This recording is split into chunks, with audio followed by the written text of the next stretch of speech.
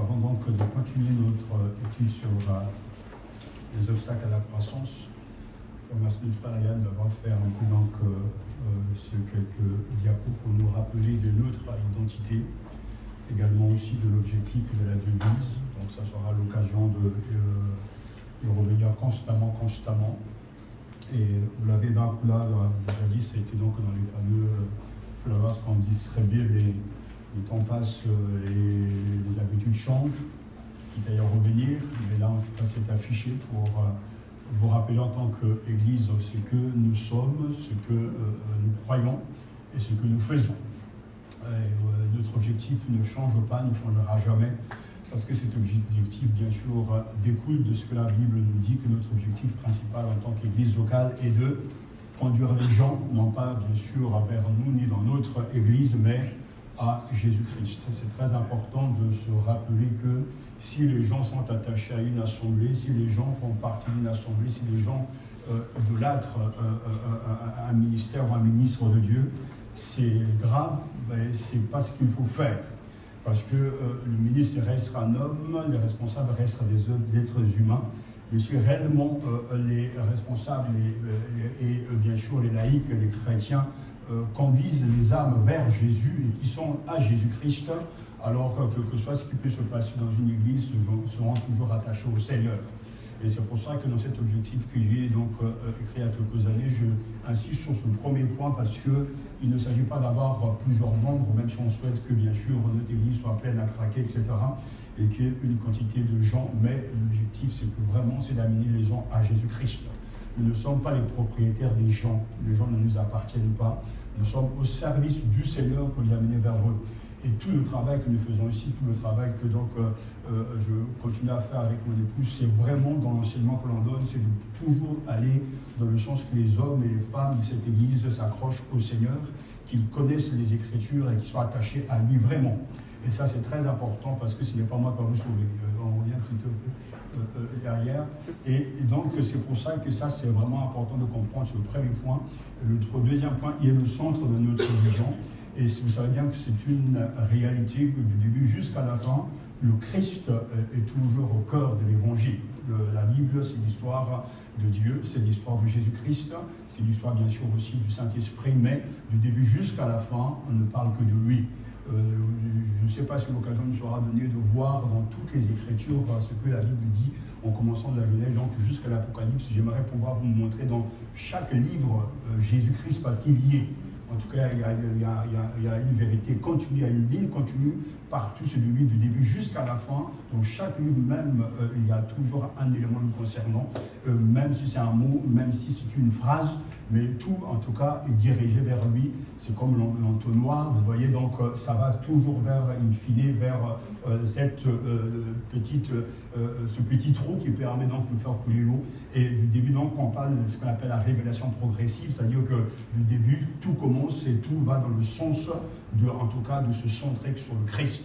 C'est pour ça que vous gardez cela toujours à cœur, c'est pour ça qu'à chaque fois je reviens dessus et que dans l'engagement qu'on a pris, que j'ai pris devant le Seigneur cette année, c'est de vous parler de Jésus constamment, parce qu'il est le centre de notre vision. Et j'aimerais que, en tout cas c'est là mon souhait, je ne peux que le souhaiter, c'est ce que nous pouvons que souhaiter, que cette Église soit vraiment christocentrique, c'est-à-dire centrée que sur le Christ.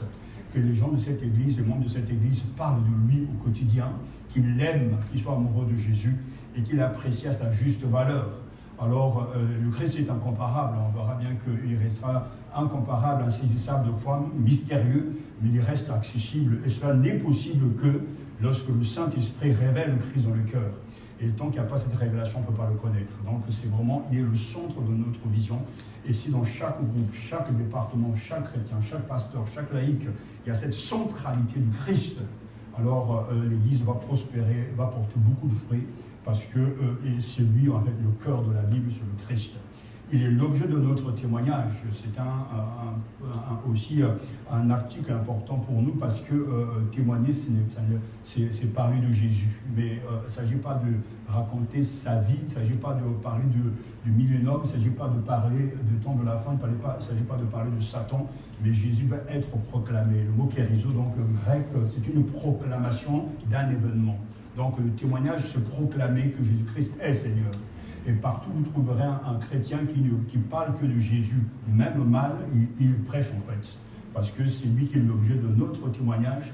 Et il doit être donc vraiment celui qui anime nos réunions, nos conversations. Et lorsqu'on veut évangéliser quelqu'un, il faut nous présenter Christ sans mêmes artifices, sans rien. Parler du Christ crucifié, tout le reste, c'est lui qui fera sa part. Parce que la prédication de la croix est une folie pour ceux qui se perdent, mais pour nous, elle est puissance de Dieu.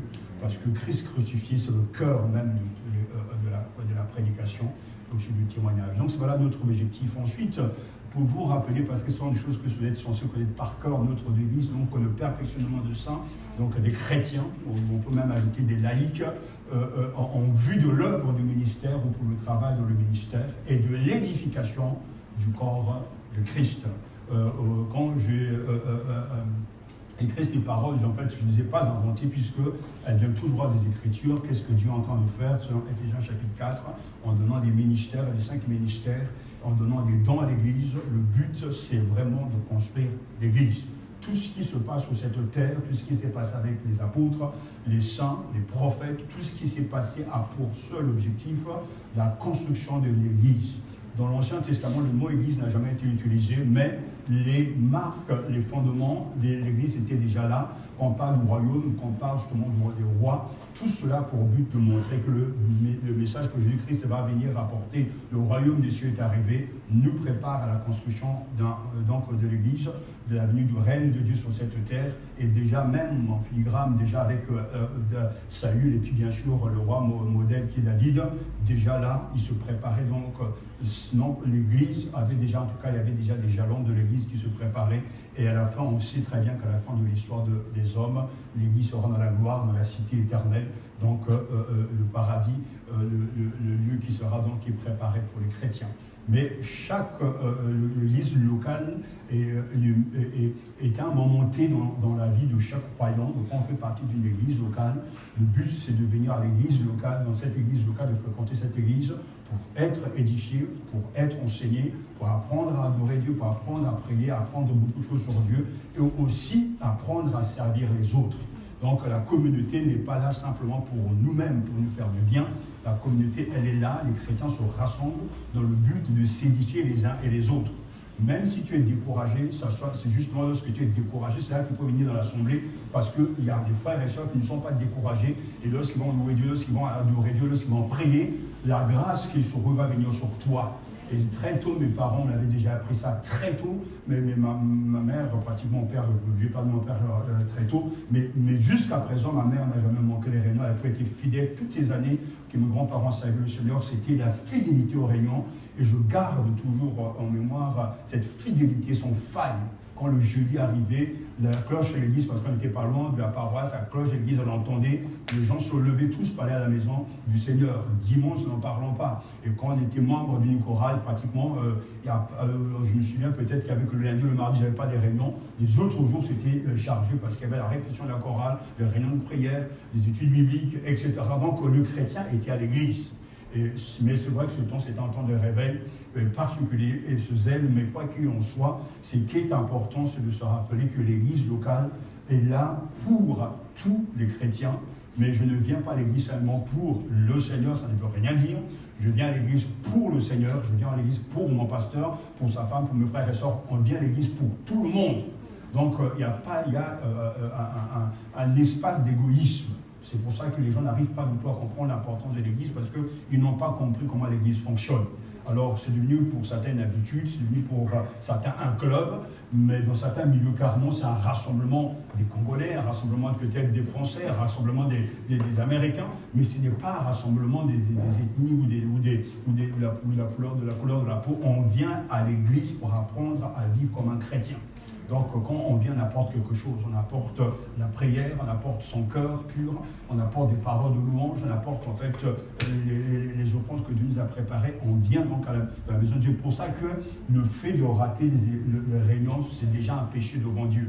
Mais ces péchés ne sont jamais confessés parce que les gens disent que de toute façon, qui a institué l'Église, qui a créé l'Église locale, ce n'est pas un ordre. Ce n'est ni Martin Luther, ni les apôtres. L'Église a été, dès le départ, en tout cas, bâti, implanté par le Christ lui-même. C'est lui qui a dit « Je bâtirai mon Église ».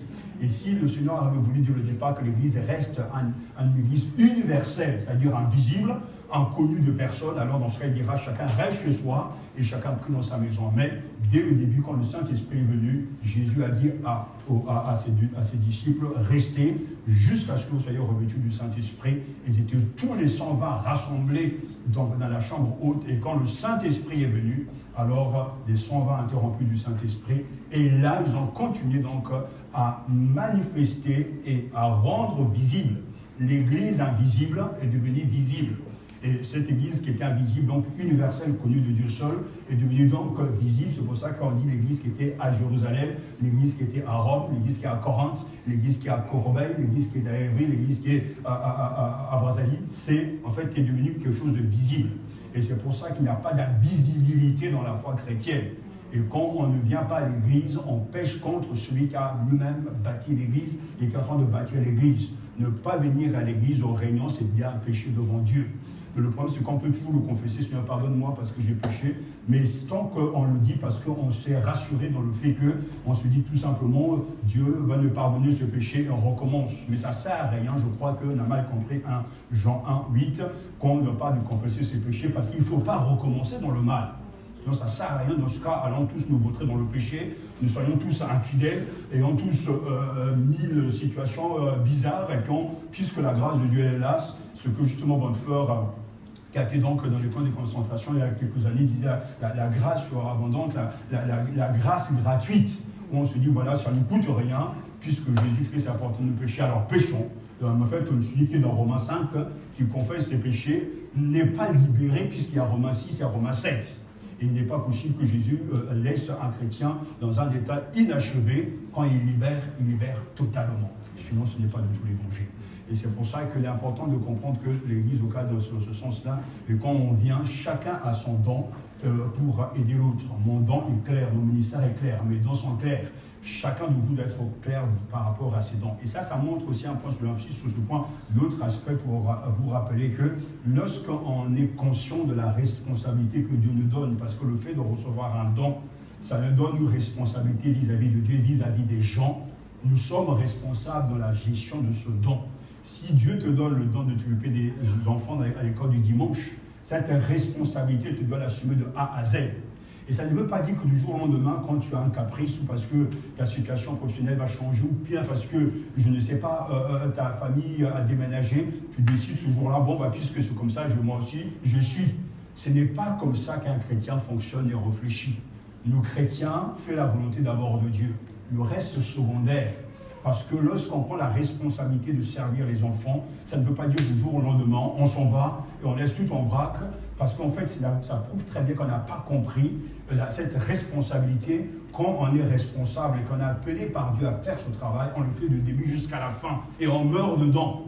On ne quitte pas ce travail comme ça du jour au lendemain parce que je décide, c'est comme si aujourd'hui, par exemple, il y a des églises qui, des fois, m'ont demandé, en tout cas, est-ce que non, c'est pas parce que j'ai envie d'aller vivre aux États-Unis, bien que j'ai envie, humainement parlant, mais c'est Dieu qui décide où je dois aller. Et ce qui doit motiver le chrétien, c'est la volonté de Dieu. Mais la volonté de Dieu, elle est déjà révélée dans les Écritures. Et c'est pour ça que je suis toujours peiné de voir le croyant, pendant 1 an, ils sont là, 2 ans, ils ne sont pas là. Et ce qui les commande, ce qui les dicte, ce n'est pas du tout la volonté de Dieu de servir les chrétiens, de servir le croyant, c'est ça pour leur propre vie. Alors, si par exemple, dit voilà, me propose ceci à tel endroit, bah, j'irai, parce que là-bas aussi Dieu a des églises, je servirai Dieu. Donc c'est comme ça qu'il résonne. Mais dans ce sens-là, chacun de nous pourra changer tous les jours, tous les temps, parce qu'il y a des opportunités. Et on ne se rend pas compte que c'est ça qui est dramatique. On a beau les enseigner, ils sont convaincus que c'est Dieu qui les dirige. Je peux vous assurer qu'il y a des gens qui ont quitté cette église, en tout cas qui ont quitté l'église, et qui ne sont pas dans la volonté de Dieu. Et même jusqu'à présent, j'ai encore des échos, et le Saint-Esprit nous a parlé de certaines personnes qui vont mal finir, parce que les décisions qu'ils ont dû prendre n'étaient pas des décisions inspirées par Dieu, mais simplement n'a pas du gain, l'amour de l'argent. Ce n'est pas Dieu qui les motive. Quand on prend sa croix, on assume ses responsabilités jusqu'au bout. Et ça ne concerne pas simplement les pasteurs ou les évangélistes. Chaque laïc a une responsabilité. Si tu dois conduire la louange, c'est une responsabilité. Si tu dois t'occuper de l'accueil, c'est une responsabilité. Et même quand tu décides la responsabilité que Dieu veut t'orienter vers autre part, Alors d'abord, il y a un temps de prière, il y a un temps de conseil, il y a une direction de Dieu, parce qu'on voit bien dans l'Église primitive, quand les apôtres devaient se diriger, c'était toujours le Saint-Esprit qui leur donnait le feu vert. Ils ne se levaient pas comme ça un beau matin, dit voilà, puisque apparemment il y a la persécution, on se barre, on va ailleurs. Non, la persécution arrive, il prie Seigneur, donne l'assurance à tes serviteurs de prêcher ta parole avec force. Le Saint-Esprit fait trembler les murs, mais il persévère, on le trouve en prison, mais il n'abandonne pas Jérusalem pour autant, parce que c'est la volonté de Dieu qui passe par là. Alors qu'aujourd'hui, ce n'est pas du tout ça qui arrive. Et mon corps reste toujours beaucoup peiné parce que les gens, ils pensent servir Dieu, mais ils ne servent pas Dieu. Ils se servent eux-mêmes, ils utilisent Dieu, mais ils ne sont pas au service de Dieu. Un chrétien qui est appelé par Dieu, qui a un don, qui est dans l'église locale, doit apprendre à porter sa croix. Et chaque chrétien porte sa croix, il doit la porter jusqu'au bout. Alors même si c'est difficile, on est quand même là. On souffre, mais on est quand même là. On est dans la joie, on est là. On est dans la tristesse, on est là. Les gens souvent, on continue à retrousser les manches parce que Dieu nous a appelés à résister et à persévérer dans sa volonté. Alors, je vous mets en garde parce que cette église, vraiment, je me souviens de ce... Je ne peux pas donner plus de précision parce qu'avant de partir, Dieu avait montré dans une vision très claire que ce qu'ils sont en train de faire, parce qu'en plus les gens, c'est qu'ils font ce qu'ils ne disent pas toujours la vérité. Quand ils viennent voir le pasteur en général, ils disent bien ce qu'ils ont envie de dire. Alors leurs amis disent pas mal de choses dans des détails, mais en général, pour nous c'est vague, parce qu'on va poser des questions de fond, on va dire, mais est-ce que, montre-moi que c'est Dieu qui te parle. Parce que si tu viens me dire que Dieu te dirige, je veux que tu arrives à me convaincre que c'est Dieu qui te parle. Parce que je sais comment Dieu parle à quelqu'un. On sait comment Dieu parle à Abraham, on sait comment il dirige. Il y a des crétins bibliques qui prouvent quand Dieu dirige quelqu'un. Et quand on regarde bien la situation, non, la personne avait décidé en cachette de partir, etc. Mais Dieu avait déjà montré l'avenir de ces gens. Et le temps va passer, tout d'un coup, tout va s'écrouler dans leur vie. Mais ces gens-là, ils seront toujours, oui, mais on est dans une église, on fait ceci pour le Seigneur, mais le problème, tu n'es pas dans la volonté de Dieu. Encore, il y a une femme de pasteur qui m'a appelé cette semaine, elle me dit, mais oui, mais tu sais, tu connais ces gens, oui, oui, je les connais, mais ils sont en train de faire ça, mais pourtant, ils sont complètement hors de la volonté de Dieu, parce que la volonté de Dieu, c'est là où il te veut pour faire ce qu'il, lui, veut te faire faire. Alors, on peut tout faire, on peut aller, je peux décider du jour au lendemain, je me lève, je peux aller très bien aller devenir pasteur, je ne sais pas, à Lomé ou je ne sais pas, à tout endroit, mais ce n'est pas parce que j'ai le ministère pastoral que je dois aller là où j'ai envie. C'est Dieu qui donne le feu vert, qui ouvre la porte et qui donne la paix. Et que même lorsqu'il t'envoie dans un pays difficile, il t'accompagnera. Malheureusement, je parle peut-être dans le vide pour certains parce qu'ils n'écoutent pas. Mais je peux vous assurer une chose. Au dernier jour, il faudra rendre des comptes. Parce qu'on peut sourire, on peut rigoler sur certaines choses. Mais il y a une chose que je sais, c'est qu'on ne ment pas avec Dieu. Quand quelqu'un est appelé par Dieu, il y a un chemin tracé. Et ce chemin est rempli de souffrances, de difficultés. Mais ce n'est pas nous qui choisissons. C'est Dieu qui choisit pour nous. Et c'est pour ça que même dans l'église locale, il faut savoir apprendre à gérer les choses. Parce que ce n'est pas la part ou le bien qui doit t'animer, mais est-ce que Dieu me veut là? Et c'est pour ça que tout à l'heure même on parlait des fois d'avoir des titres, des séjours, mais quand Dieu dirige quelqu'un, il ouvre des portes. J'ai vu moi-même dans l'église quand on était avec ce frère qui n'avait rien, qui débarquait tout droit de l'Afrique. Et puis, mais Dieu lui dit, voilà, j'ai tant envoyé en France, il va déposer son dossier à la préfecture, elle a une carte de 10 ans, alors qu'il y a des gens qui galèrent. Parce que quand Dieu dirige quelqu'un, il est derrière pour veiller sur quelque chose. Alors qu'il y a des gens qui prient matin, midi, soir, il n'y a rien qui se passe. Et il y a des gens même qui forcent le bras de Dieu. Mais on verra parce que, croyez-moi, on va déclencher en tout cas beaucoup de temps de jeûne et prière parce que le diable est vraiment à l'œuvre dans cette assemblée. Parce que vraiment il est à l'œuvre, quoi. Parce que la manière que, tout ce que Dieu nous donne ici et la manière que les gens vivent, à un moment donné, c'est comme si Dieu te dit, tu ouvres les yeux et dis, voilà, mais regarde l'activité satanique. Comment le diable est à l'œuvre. On sait bien que dans la parabole du semeur, il vient voler cette parole-là. Et c'est pour ça que je vous avertis au nom du Seigneur, nous serons ici jugés plus sévèrement que d'autres. Parce que ce que vous entendez ici, beaucoup n'ont pas entendu. Moi, je parle en connaissance de cause.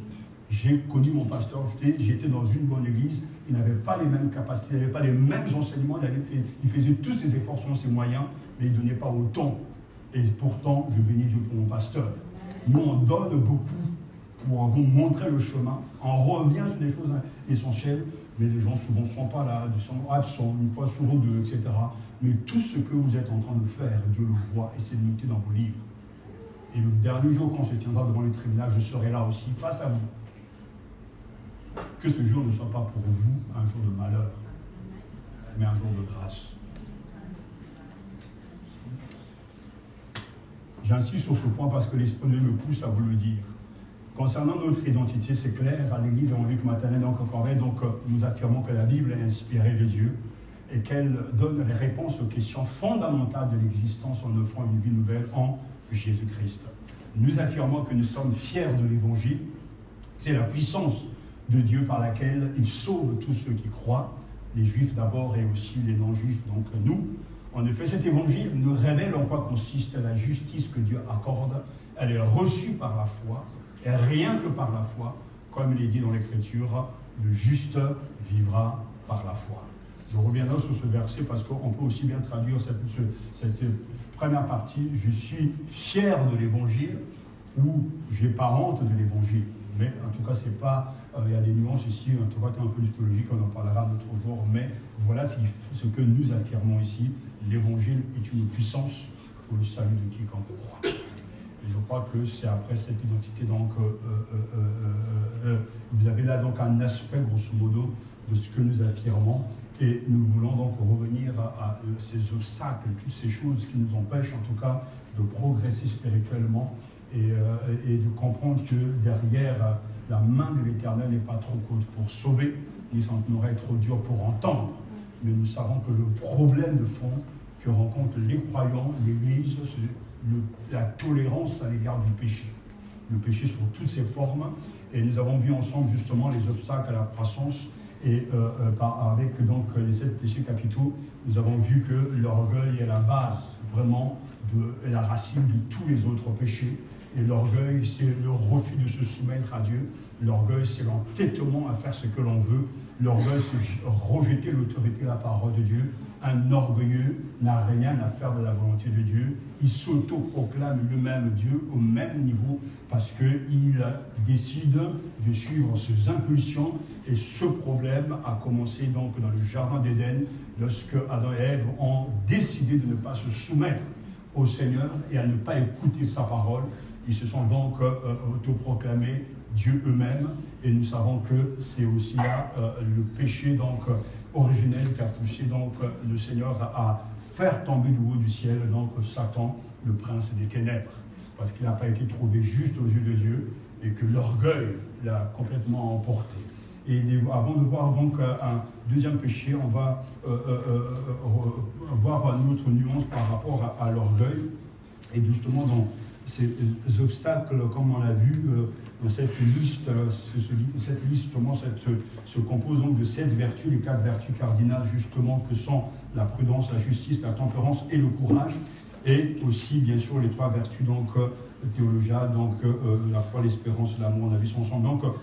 Donc il y a ces 2 listes. Le salaire du péché, c'est la mort. Donc nous avons vu ça ensemble. Les 7 péchés donc étaient à l'origine appelés les péchés cardinaux, par opposition donc aux vertus cardinales, ou capitaux, ce qui signifie qu'ils conduisaient à d'autres péchés. Par exemple, l'avarice est un péché capital car il mène souvent au mensonge et à la tricherie, au vol pour parvenir à ses fins. D'ailleurs, si vous observez bien le monde, on se rend bien compte que l'amour de l'argent, le Dieu maman argent est vraiment le Dieu qui est le plus fort dans ce monde. Et il est à la base de tout. Il dirige le monde. L'argent, c'est un Dieu. Et pour avoir plus d'argent, on est prêt à mentir, prêt à voler, à braquer des banques, à être dans des situations pas possibles. Les païens font des choses incroyables. Et la montée de plus en plus donc, de la violence, etc., montre très bien que le vol, l'envie, l'amour de l'argent peut amener à des situations catastrophiques. Je ne sais pas si vous avez entendu, en tout cas, vous avez suivi la radio, j'écoutais, ou plutôt suivi la télévision, j'écoutais la radio sur, en tout cas, cette famille qui a été complètement tuée. Donc, monsieur, madame et ses 2 enfants tués par le beau-frère. Tout ça pour un problème d'argent, pour un problème donc, de pièces d'or. Et donc, la jalousie a habité son cœur, l'envie a entraîné donc ce fameux ex-beau-frère à venir tuer toute une famille. Et ça a été terrible, c'est quand même monstrueux. Il les a découpés, il les a même brûlés. Et il a même dormi dans le lit même carrément de d'une des victimes. C'est pour vous dire, tout ça, c'est simplement l'argent. Et c'est pour ça qu'on voit bien que lorsqu'on aime l'argent, parce que l'argent, c'est un Dieu. Dans nos pays, on voit bien, pas seulement le pays, partout, on tue à des coups d'État à cause de l'argent. Et c'est pour ça que les 7 péchés que justement engendrent d'autres péchés, on le verra à fur et à mesure. C'est pour ça que si on considère que l'orgueil est la base de tout, nous savons que tous les péchés, on le verra, ont toute leur portée, leur force, mais ce qu'il faut retenir, et vous rappelez toujours que chaque péché a toujours pour but de nous tuer. Le péché, c'est un meurtrier, quelle que soit sa forme. Donc, il tue notre relation avec Dieu. Il bloque notre communion avec le Seigneur. C'est lui qui permet et qui met un obstacle entre le Seigneur et nous. C'est en fait le péché qui nous cause beaucoup de difficultés, de tort dans nos vies. Et c'est pour ça que le salaire du péché, c'est la mort. C'est toujours la mort spirituelle, mais aussi à la fin, la mort physique, etc. Donc le rejet total de Dieu. Nous avons vu donc que l'orgueil est le premier et le plus grand péché, car il se trouve à la racine de tous les autres. Et c'est S. Lewis, donc un des plus grands penseurs chrétiens du siècle passé, donc dans le fondement du christianisme, va écrire: c'est un vice auquel personne n'échappe, que tout le monde déteste lorsqu'il le voit chez les autres, mais dont presque personne, chrétien accepté, ne se croit coupable. Et c'est tellement vrai. Mais pourtant, nous sommes tous orgueilleux d'une manière ou d'une autre. Et l'orgueil est l'amour de soi. Être orgueilleux, cela veut dire suivre sa propre voie en faisant ce que l'on veut, comme Adam et Ève l'ont fait en mangeant du fruit de l'arbre défendu. C'est exiger que ma volonté soit faite et non pas que ta volonté soit faite. Si nous sommes capables de reconnaître que notre nature orgueilleuse détruit notre esprit, il nous faut alors faire demi-tour et pratiquer la vertu opposée. Donc l'humilité, qui est la plus grande des vertus, mais aussi la plus difficile. Et souvent considérée comme la vertu principale. Nous savons que Jésus était doux et humble de cœur. Mais pourtant, chez lui, il n'y avait pas de l'orgueil. Mais c'est une vertu qui a toujours habité. Donc, être capable, quand quelqu'un est humble, c'est quelqu'un qui prend sa juste position à l'égard de Dieu, à l'égard de son Père. Il ne va pas plus haut, il reste sa place. Jean-Baptiste dira que je ne suis même pas digne de délier le courant de ses structures, parce qu'il se sentait petit par rapport à la grandeur de Jésus-Christ, et en prenant cette place, il est humble. Et ça veut dire qu'à chaque fois qu'on parle d'humilité, donc qui s'oppose à l'orgueil, le croyant humble reconnaîtra toujours partout, même dans ce qui nous dérange, l'autorité de Dieu. On respecte le policier parce que c'est l'autorité instituée par Dieu. On respecte le procureur parce que c'est l'autorité instituée par Dieu. Même si le procureur, c'est un vilain canard. Même si le policier, c'est un vicieux, mais quand il est en exercice donc, de son travail, de son activité, tout le monde le respecte parce que c'est l'autorité. Et c'est pour ça que quelqu'un de humble reconnaîtra toujours la main de Dieu derrière l'autorité, parce que derrière l'autorité instituée, établie, c'est Dieu qui est derrière. Et c'est pour ça que David avait bien compris, en ne voulant pas toucher donc Saül, le roi déchu, parce qu'il savait que c'est Dieu qui l'avait établi, et avec Dieu aussi qui avait le droit de le reprendre. Mais aujourd'hui, nous savons que l'autorité est aujourd'hui menacée partout, dans les écoles, dans les lycées, dans les facultés. On ne respecte plus l'autorité. Les jeunes s'en prennent aux autorités, même s'ils ont des raisons, même si des fois on peut leur faire crédit de tout ce qu'ils se vivent, mais on ne doit pas toucher aux autorités. Il faut passer par la voie de la justice, et ils auront gain de cause par rapport à ça, parce que dès qu'on commence à bousculer l'autorité, c'est le chaos total. On va prendre tous des armes, on va se venger sur tout, etc. Mais la justice va faire son travail. Donc d'un côté, ça va être équilibré, parce que là où il n'y a pas de respect de l'autorité, automatiquement sur le chaos, c'est l'enfer.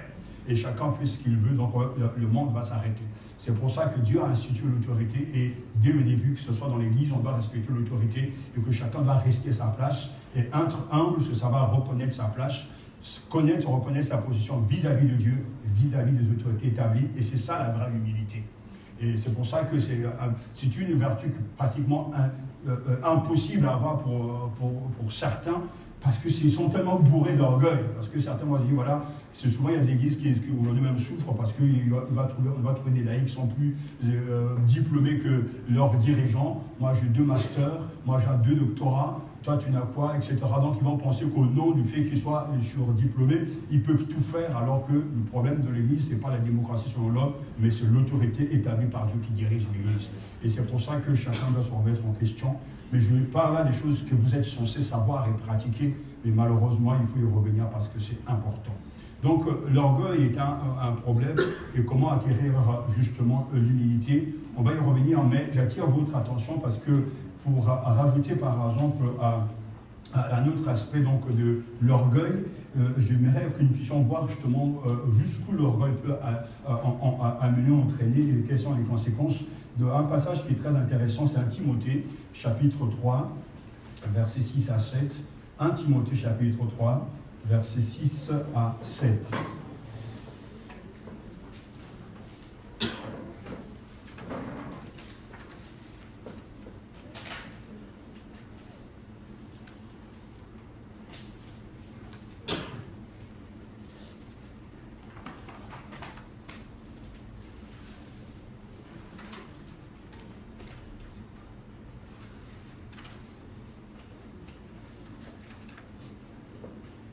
Donc, 1 Timothée, chapitre 3, versets 6 à 7, quelqu'un peut le lire pour nous. Il ne doit pas non plus être un nouveau converti, de peur qu'aveuglé par l'orgueil, il ne tombe sous le même jugement que le diable. Il faut enfin qu'ils reçoivent un bon témoignage de la part des gens de l'extérieur, afin de ne pas tomber dans le discrédit et dans les pièges du diable. Voilà. Donc, amen. Vous voyez, ce passage est intéressant parce qu'il est question aussi des responsables, l'épiscope, donc le responsable, etc., de manière générale. Et Paul dit que le responsable ne soit pas un nouveau chrétien ou un nouveau converti. Le verset 6. Donc, il n'est même pas question ici de l'âge, parce que jeune ou vieux, rien n'est dit sur son âge. Mais lorsqu'on décide donc de mettre en place un responsable, il y a des critères. Il ne s'agit pas qu'il soit sympathique, qu'il soit quelqu'un qui a beaucoup de relations, mais il ne doit jamais être un nouveau chrétien, il ne doit jamais être un nouveau converti. C'est très important parce que dans le texte grec, ça dit littéralement nouvellement planté. C'est quelqu'un qu'on vient de planter à peine. Et ici, il est trop jeune spirituellement, s'il n'a pas la maturité, alors il sera vite fauché par la puissance du mal, parce que si quelqu'un ici doute de la puissance de Satan, c'est qu'il n'a rien compris à l'évangile. Là où il y a l'évangile, Satan est à l'œuvre. Et Satan se déchaînera toujours pour détruire l'Église. Parce que ça, c'est Dieu. Son objectif, il est venu, il est furieux, il n'a qu'un but, détruire au maximum. Et entre-temps, le Seigneur lui-même bâtit son Église.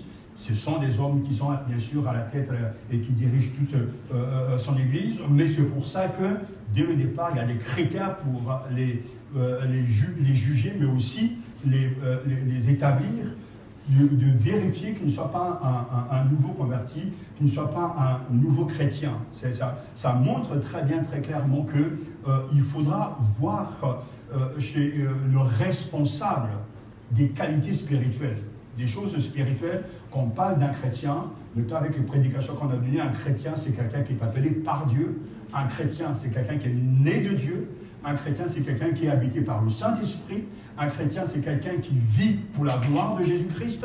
Un chrétien, c'est quelqu'un qui porte sa croix. Un chrétien, c'est quelqu'un qui est témoin de Jésus. Un chrétien est responsable dans le fait de financer l'Église qui appartient au Seigneur. C'est pour ça qu'on parle pas un nouveau chrétien, d'un jeune converti, parce qu'il ne tiendra pas face aux attentes, face aux suggestions. Et je pense même, avec l'expérience, on peut manipuler un jeune converti émotionnellement. Parce qu'on va le mettre là, voilà, il va commencer à avoir des relations, des camaraderies. Il dit, écoute, viens à la maison, viens manger avec nous. On fait donc, on tisse des liens. Et automatiquement, le responsable, le jeune converti, va manquer de l'autorité. Et s'il n'est pas suffisamment converti et reste dans la relation avec le Seigneur, il va vite servir les gens au lieu de servir Dieu. Quand il s'agira de dire la vérité, il va se taire. Et malheureusement, je l'ai vu trop souvent parce que les camaraderies sont au-dessus de la parole de Dieu. Dans un groupe quelconque, le responsable n'est pas là pour faire plaisir à tout le monde. Le responsable est là pour diriger l'Église pour la gloire de Dieu. Il doit être ferme et de façon sévère. Il doit sanctionner, il doit aller au-delà de ses sentiments. Et il doit mettre la vérité au centre parce qu'il n'est pas là pour être aimé, mais il est là pour aimer et servir Dieu. Alors, je ne connais aucun responsable sérieux, qu'un responsable biblique, qui n'a pas en lui une forme de colère juste. C'est-à-dire qu'il ne fermera jamais les yeux sur les mensonges et qui ne mettra jamais la camaraderie au-dessus de la vérité. En tant que pasteur enseignant, tout ce que je vis me sert toujours de base pour l'enseignement. On a vu dans le passé, c'est une des choses qui m'a beaucoup attristé, que quand la vérité, les faits sont là, j'ai vu des gens se retourner complètement. Pourtant, ils avaient les faits pour dire ça c'est mal, on a volé le pasteur, on n'a pas payé le pasteur pour ceci, on a volé ses droits. Alors, frères et sœurs, vous devez rectifier ça. Non, les gens tout d'un coup, ils se tournent leur veste parce qu'ils se disent bah, finalement, ce n'est pas mon problème, c'est le problème des pasteurs, ou bien, etc. En réalité, ça montre bien qu'ils n'ont pas le tempérament, le cœur. Je pense que derrière, il y a un manque d'amour, mais il y a aussi le simple fait qu'ils ne sont pas habités par la vérité. Ils craignent, ils aiment les gens, ils craignent les gens, mais ils ne craignent pas Dieu. Parce que moi, même si je ne vous aime pas, entre parenthèses, même si je ne vous aime pas, et ça fait partie sans doute de mon éducation, de mon père qui était donc juge, si je sais qu'on t'a fait du mal sur un point, je vais te défendre. C'est un principe pour moi. Ce n'est pas une question d'aimer ou pas. Et dans le monde, on le voit, il y a des gens même qui sont donc du parti de la droite qui défendent des gens de la gauche parce que c'est injuste. Et tout à l'heure, je vous montrais une petite vidéo parce que ça en dit long sur la manière qu'on se comporte à l'égard des gens. Et c'est pour ça que, quand on parle justement de ne pas être un jeune converti, c'est que quand on n'est pas fixé avec Dieu, on ballotte constamment. On suit la foule. Si je ne dis pas les choses qui vont lui plaire, il va quitter le groupe humain. Ça m'est égal, même si l'équipe est dit, je ne suis pas là pour te servir d'abord. Je sers Dieu et toi, tu es béni par ce que je fais. Maintenant, si tu décides de partir, c'est ton problème. Mon salut n'est pas remis en question. Je suis sauvé, je serai sauvé toujours parce que mon nom est scellé dans le livre de vie. On ne peut pas l'effacer. C'est la prétention. Oui, je suis fier de ça. Et je le revendique. Et je l'affirme toujours parce que Satan m'entend parler comme tout le monde peut affirmer ça. La vérité doit être proclamée, c'est ainsi. Je vis toujours comme ça, c'est toujours quelque chose que je proclame. Mais ce que je vais insister sur le fait que beaucoup aujourd'hui dans le groupe, ça ne marche pas parce qu'il y a trop d'amitié. Pas la vérité, mais l'amitié qui va au-dessus de tout. Et pourtant, ce n'est pas ça qui va nous diriger, mais c'est la vérité. C'est pour ça que c'est important de bien comprendre qu'il ne soit pas un jeune converti, parce que le jeune converti aussi, à force de lui dire, et on l'a vu souvent même, quand on veut encourager les gens, il faut le faire avec beaucoup de sagesse. On ne peut pas dire à un jeune converti à qui on donne la responsabilité de prêcher, à qui on donne la responsabilité de la louange, dès qu'il va finir, on va commencer à l'applaudir, ah c'était trop bien, c'était très bien. Mais on oublie que derrière, le diable peut entrer dans son cœur, et l'orgueil peut l'entraîner très loin. Beaucoup de pasteurs que je connais dans le passé ne laissent plus leur église à leur responsable, à moins de mettre quelqu'un de sûr, parce qu'à chaque fois qu'ils sont partis, dès qu'ils partent, quelqu'un derrière arrive pour dire « Mon frère, oh, t'es bon dans la prédication, mon frère, oh, t'es merveilleux dans la prédication ». Même s'ils sont nuls, mais les gens veulent du changement, et tout d'un coup, l'autre va commencer à se prendre pour un super prédicateur, et il va commencer à faire un petit peu de pied là pour repousser le pasteur. Reste là-bas mon frère, prends plus de vacances, l'église va bien, et un beau matin le pasteur démarque, il est parti avec la moitié des membres. Je l'ai vu tant de fois, parce qu'il y a de l'orgueil dans le cœur des gens. Mais quand on est appelé par Dieu, on est humble. Mais c'est pour ça qu'on parle ici des responsables, et on va bientôt consacrer les diacres, Dieu voulant. Ils doivent être des gens convertis de longue date et qui ne se laissent jamais émouvoir. Ce n'est pas parce que Michel et Marie, ce sont nos amis, qu'on va tout accepter. D'ailleurs, on n'a jamais eu de problème, mais je le vois dans notre relation, c'est une relation bénie et c'est un privilège pour nous parce que même pour un détail, pasteur, est-ce que tu permets ça? Pourtant, ce notre ami, on peut leur permettre de faire certaines choses au nom de l'amitié. Mais à aucun moment, il ne se prend la résolution de faire des choses sans me poser la question. Tout le temps. Et ça, c'est beaucoup pour nous, parce que c'est ça la vraie réalité. C'est comme ça qu'on a été avec notre pasteur. L'amitié est une chose, mais la relation vis-à-vis de son pasteur, de sa femme, c'est autre chose aussi. C'est rien à voir. Et on doit avoir des amis, mais la vérité, c'est la vérité. Quand tu es dans un groupe, tu le gères. Et c'est pour ça d'ailleurs le groupe de louange, avec le même responsable des années qu'il est là, ça n'a jamais changé. Même la vie des changements dans les autres groupes, constamment. Et ce n'est pas normal. Un responsable ne doit pas être un jeune converti. Et dans ce domaine, je ne pourrais qu'aussi moi-même le prophétiser parce que je pensais en prenant tel responsable, j'ai entouré de beaucoup de responsables à Évry. Je pensais que c'était des gens bien. Et je croyais en eux. Parce que je suis moi-même, je me connais, je suis ouvert. Quand je vous dis je vous aime, je vous aime. Quand je vous aime pas, je vous aime pas. Mais je vous le dirai. Et tout se passe dans mon bureau clairement. Et je préfère que quelqu'un me dise je ne t'aime pas, je m'en vais, que quelqu'un me fait croire qu'il m'aime et puis demain il s'en va. Parce qu'on est né comme ça. Dieu nous a créés d'une certaine manière, je ne supporte pas les hypocrites. Mais les gens, ils étaient là, ils mangeaient à table, mais quand pourtant ils quittaient la table, ils allaient raconter autre chose, Mais Dieu qui est tout puissant voyait tout ça de haut de son ciel, et puis il a dit tout ça, ça va s'arrêter. Des Juifs, il y en aura toujours. Et c'est vrai que les erreurs qu'on a pu commettre dans le passé, dont je commets, c'est que c'est souvent on pensait qu'il avait vraiment bonne mine, son frère. Il était bien sympathique, son frère. Mais ça, c'est fini, ça. Je vous préfère ne pas même consacrer des gens, je vous préfère ne pas donner des responsables, bien être là derrière, parce qu'un jeune converti peut tout détruire. Parce qu'il n'aime pas Dieu, parce qu'il ne connaît pas la valeur de ce qu'il fait. Et Paul le dit bien qu'il ne doit pas être un jeune converti, et il explique pourquoi. Il faut que justement, sinon l'orgueil peut le rendre aveugle. C'est quand même très fort, l'orgueil. Parce qu'on est content d'avoir des positions, c'est tellement content. Je regarde ces élections et je souris constamment. Il n'y a pas un jour où je ne rigole pas. Parce qu'il y a tellement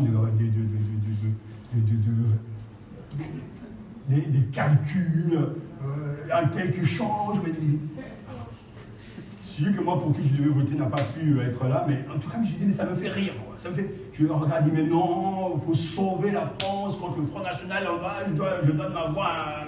Mais tu ne peux pas, comme ça, du jour au lendemain, marcher sur tes convictions. C'est pas possible. Alors, il ne faut pas être dupe, etc. Et j'ai entendu à la radio, sachant que la Farge, donc la compagnie de ciment, a décidé, donc une compagnie française qui va donner donc du ciment pour construire le fameux mur entre le Mexique et les États-Unis. Alors le président disait, voilà, nous on ne fait pas la guerre, non, seulement le ciment, c'est pas nous qui construisons. Alors donc, vous voyez dans quel mensonge ils sont, quoi. Nous, on ne construit pas le mur, on donne que le ciment. C'était les mêmes qui étaient en Syrie, mais là, ils sont encore, etc. C'est l'argent. C'est des milliards qui sont en jeu. Et ça montre bien la capacité que les gens ont de changer leur tenue. C'est quand même terrible parce que l'orgueil peut le rendre aveugle. Le fait d'avoir un portefeuille, le fait d'avoir des connaissances, il risque d'être condamné comme l'esprit du mal, bien qu'il ne soit aveugle par l'orgueil et ne tombe dans le jugement du diable.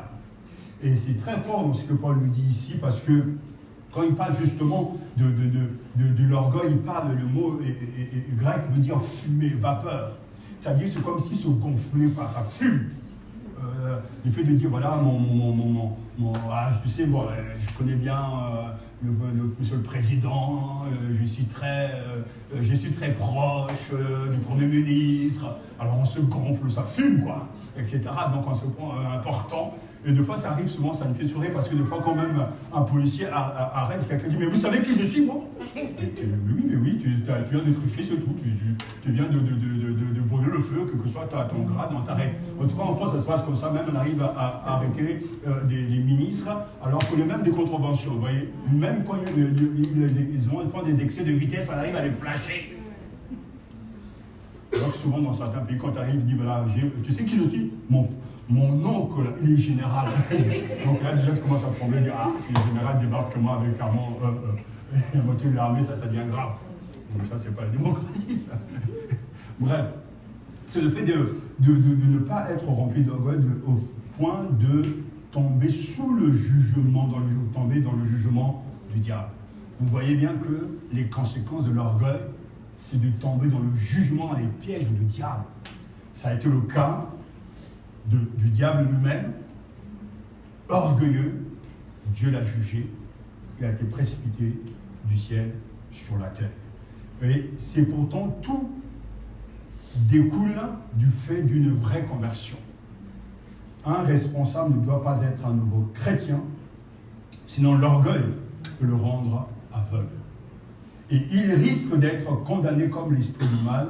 Il faut justement, pour avoir un bon témoignage et de tomber dans les pièges de l'esprit du mal, nous dit le verset 7, il faut aussi que ceux du dehors le rendent un beau témoignage pour qu'ils ne tombent pas dans le discrédit et dans les pièges du diable.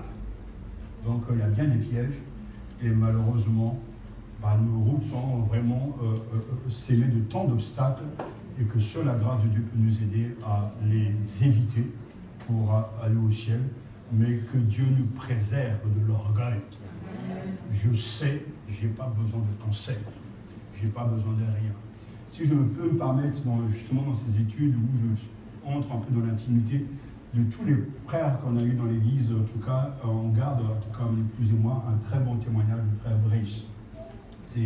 Il a ses défauts, il a ses qualités comme moi aussi, et comme vous. Mais Brice, ses qualités particulières, dès le début, mon esprit l'avait accepté. Et je l'ai vu aussi lorsqu'il y a eu des assemblées avec les pasteurs, comment il a été très clair et très transparent. Mais depuis qu'il est parti donc à l'Institut biblique, il a été formé, il n'y a pas eu un moment où Brice n'a pas été au contact avec nous. Pour chaque décision, on était au courant. Lorsqu'il était même au Cameroun et qu'il devait prendre une décision par rapport à un dossier là-bas, il nous appelait avant de faire les choses. Dans sa tête à lui, encore ainsi que dans son épouse, notre pasteur restera pour eux leur pasteur. Et que soit ce qu'il y a à faire, il ne peut pas comprendre que l'on fasse des choses sans que le pasteur soit au courant. Alors qu'il y a plein de gens dans l'église qui font des choses, je suis au courant de rien. C'est souvent, moi je suis en dernier à le savoir, mais on le sait toujours. Et cette semaine, quand je vous parlais d'une femme de pasteur qui nous appelait, pourtant elle n'est pas à l'église, elle est loin, mais elle a réussi quand même à nous donner une information qu'on n'avait pas. Donc on finit toujours par savoir. Et on fait comme si c'était normal. Et souvent les gens nous regardent, ils sourient, alors qu'on est au courant de ce qui trame dans les ténèbres, ou bien de manière un peu sournoise tout ça.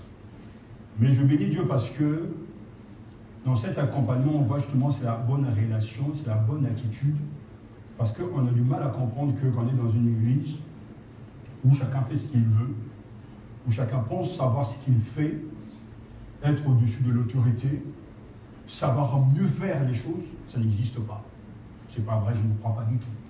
Je crois que en tant que chrétien, à moins qu'il y ait un problème de confiance, dans ce cas, il faudra que vous changiez d'église. Et je vous l'autorise parce que c'est tout à fait normal de ne pas être dans une église, si on ne fait pas confiance au groupe pastoral, elle n'a rien à faire dans cette église-là.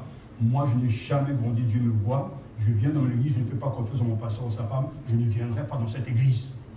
Ou lorsque je sors et Dieu me voit, je ne peux pas aller parler mal de mon pasteur. Je dis à aucun moment, tous ceux qui m'ont entendu, mon pasteur, j'ai toujours bien parlé de lui. Parce que je ne vois pas comment on peut vivre la foi chrétienne tout en mentant et en parlant mal, ou en contredisant le pasteur à l'extérieur. Je ne comprends rien. Et je ne suis pas dans cette page-là, je ne suis pas dans cette réalité.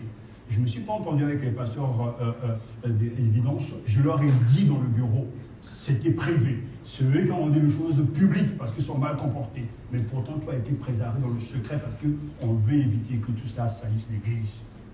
Et c'est très important que je le dise parce que je sais qu'il y a une activité satanique qui est très à l'œuvre, mais Dieu voit tout ce qui se passe. Ne soyons pas des Judas, servant le Seigneur. Et soyons confiants de ce que Dieu fait. C'est pour ça que je rends témoignage à ce frère, parce que jusqu'à présent, vous m'en donnerez le compte rendu, donc à la fin, de la manière que ce dossier a été géré, ça fait quelques années, mais il n'y a même pas longtemps, on a eu aussi le téléphone, on voit ces choses et je bénis Dieu parce que c'est là le comportement normal d'un chrétien dans une église normale. Mais je sais que tout le monde ne dit pas amen à ça, comme tout le monde ne dit pas amen à la prédication sur Judas. Je vous connais très bien, je vous connais. Je peux me tromper dans beaucoup de choses, mais pas avec ça.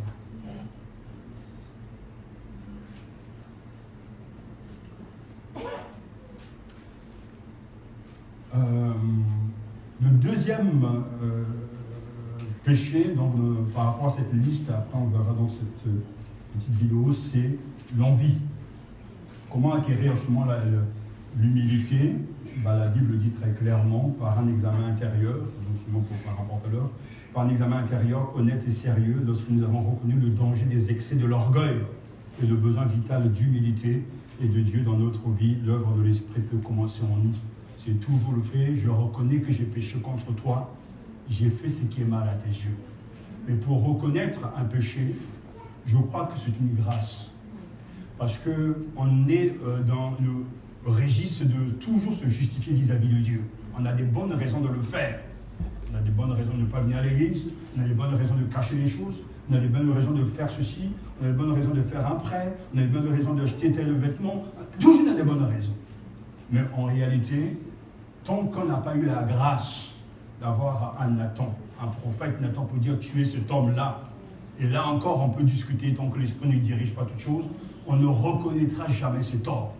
On va parler d'orgueil, et ce qui est toujours incroyable, les gens les plus humbles deviennent encore plus humbles, les orgueilleux deviennent encore plus orgueilleux. On va parler du manque de puissance de la louange, les gens qui louent déjà beaucoup, ils vont s'humilier, demander pardon à Dieu parce qu'ils ne le font pas bien, mais ceux qui le font mal, ils vont encore s'empirer. C'est une chose que j'ai observé tout au long de ces années, c'est quelque chose que je peux voir, mais c'est pour ça que c'est une gratitude, Seigneur, je reconnais que j'ai fait ce qui est mal à tes yeux.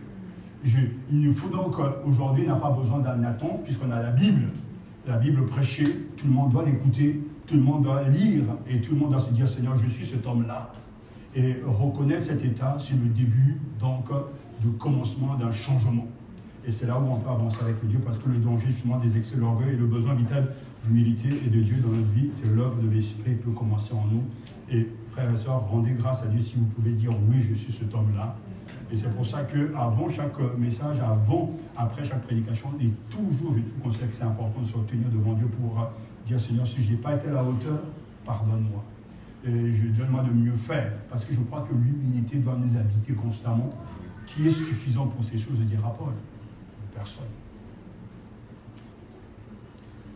L'envie est le deuxième péché. Et donc, dans cette liste, en examinant le cœur, le deuxième péché est l'envie ou la convoitise, qui conduit souvent à la haine des autres et quelquefois même à la haine de Dieu. L'envie est rarement confessée parce qu'elle est tellement futile. Envier quelque chose chez l'autre, son intelligence, son aspect agréable, ses capacités athlétiques ou artistiques ne contribuent en rien à produire ces qualités en nous-mêmes. Et bien sûr, vous savez que donc l'envie vient du verbe donc epithuma, donc c'est le même mot qui est utilisé pour on parle de convoitise, envier. Tu ne convoiteras pas la femme de ton prochain, c'est bien, etc. Donc on parle là donc d'un désir, d'une envie exagérée. L'envie de posséder, justement, ce qui appartient à l'autre. Et pour les Israélites, là où le cœur était le lieu de la convoitise, c'est vrai, c'est-à-dire du désir immodéré de posséder une chose. C'est cette envie qui te pousse à faire. On peut tellement s'endetter parce qu'on veut s'acheter un bien matériel. Parce que l'envie est là, le désir est là. Et Aristote avait bien raison de dire justement, c'est une soif démesurée pour ce qui est interdit. Quand quelqu'un, c'est pour ça que même dans la même famille de ce mot justement, epithuma, il y a le mot justement que l'on traduit par zèle, c'est-à-dire que quelqu'un est enflammé par l'envie de posséder quelque chose.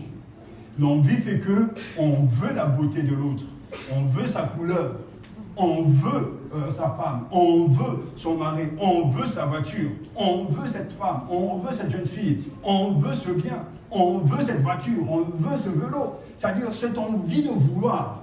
Et quand cette envie est alimentée, automatiquement, même quand les gens, par exemple, s'ils veulent changer de vélo, alors que le vélo coûte 600 € et qu'ils n'ont que 100 € dans leur poche, ils trouveront le moyen de trouver 500 €.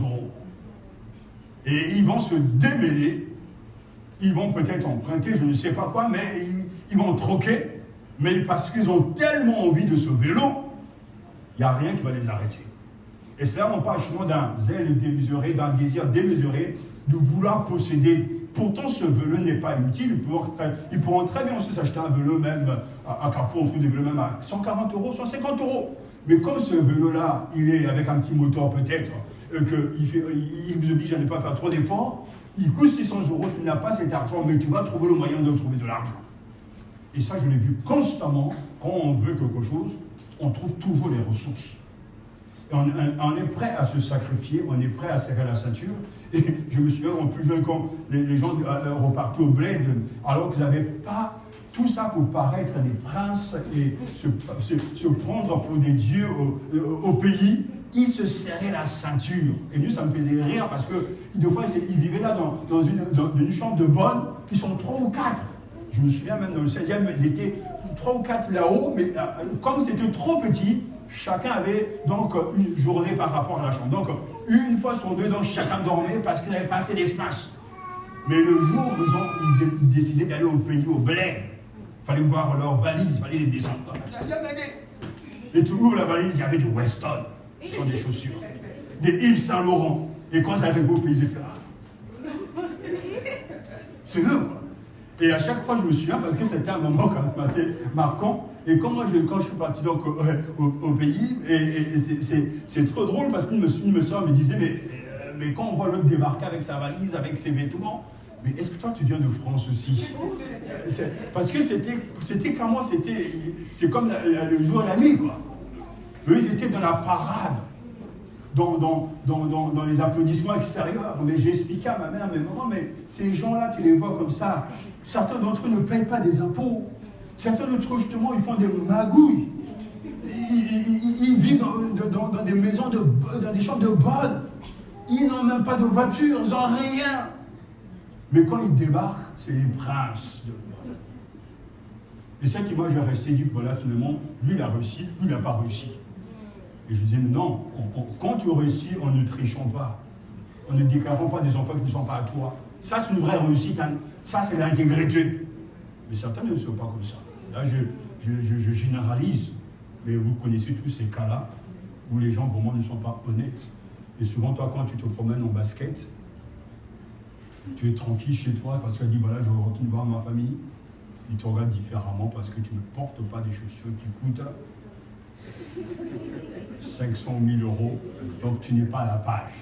Mais ça, c'est leur monde à eux. Ils ne sont pas avec eux. Mais ce qui fait qu'à chaque fois, ça crée de l'envie. Et tout le monde se dit, voilà, il faut que j'aille en Europe. Il faut que j'aille en Occident.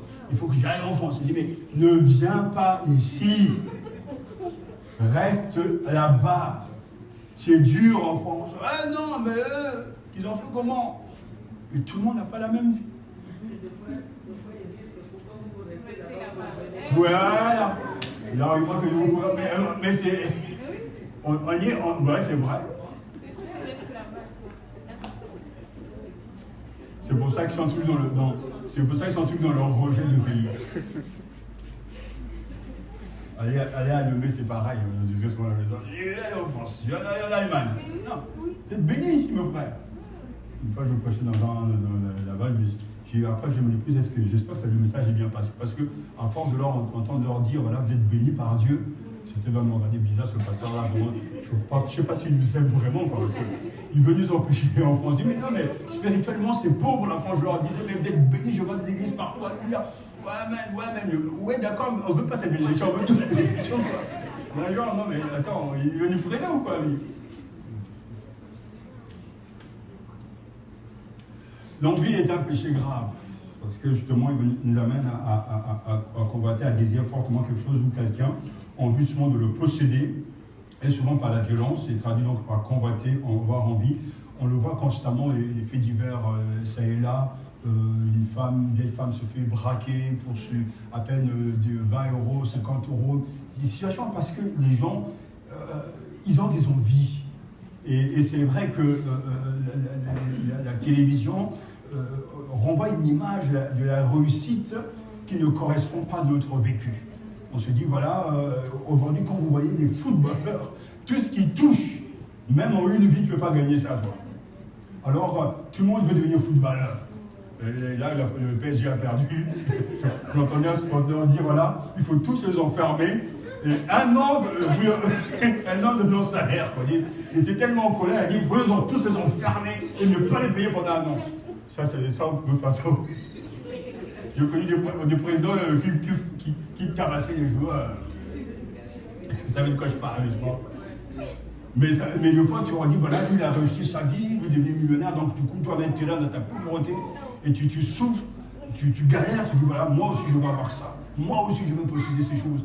Et automatiquement, malheureusement, comme Satan est à l'œuvre, on voit les jeunes dévier, et ils se disent, voilà, si j'arrive à vendre de la drogue, etc., je vais gagner de l'argent, je m'achète ceci, parce que le monde, on voit cette image, la réussite, c'est avoir la BMW, la réussite, c'est avoir être bien entouré, c'est de faire des fêtes constamment, alors qu'en fait, ils sont complètement aveuglés, parce que nous savons que la vie, c'est pas ça.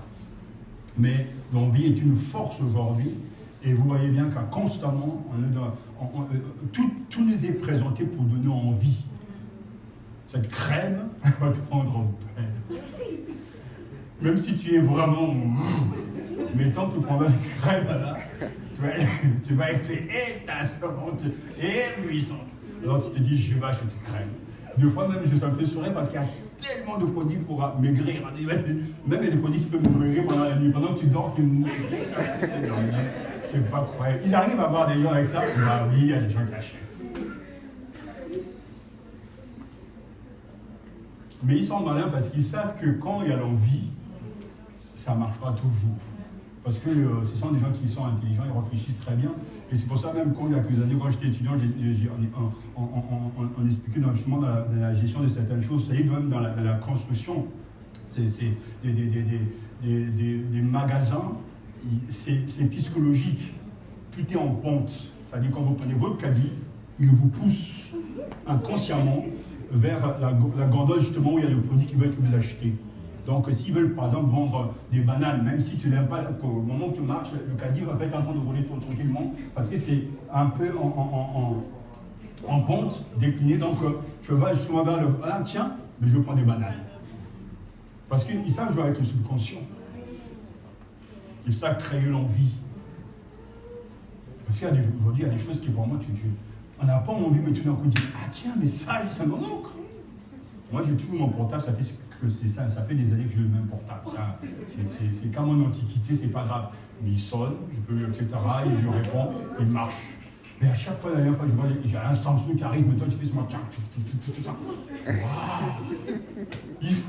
Je n'ai pas dit que je voulais ça parce que ça ne m'intéresse pas, mais je peux comprendre, je me suis dit, waouh!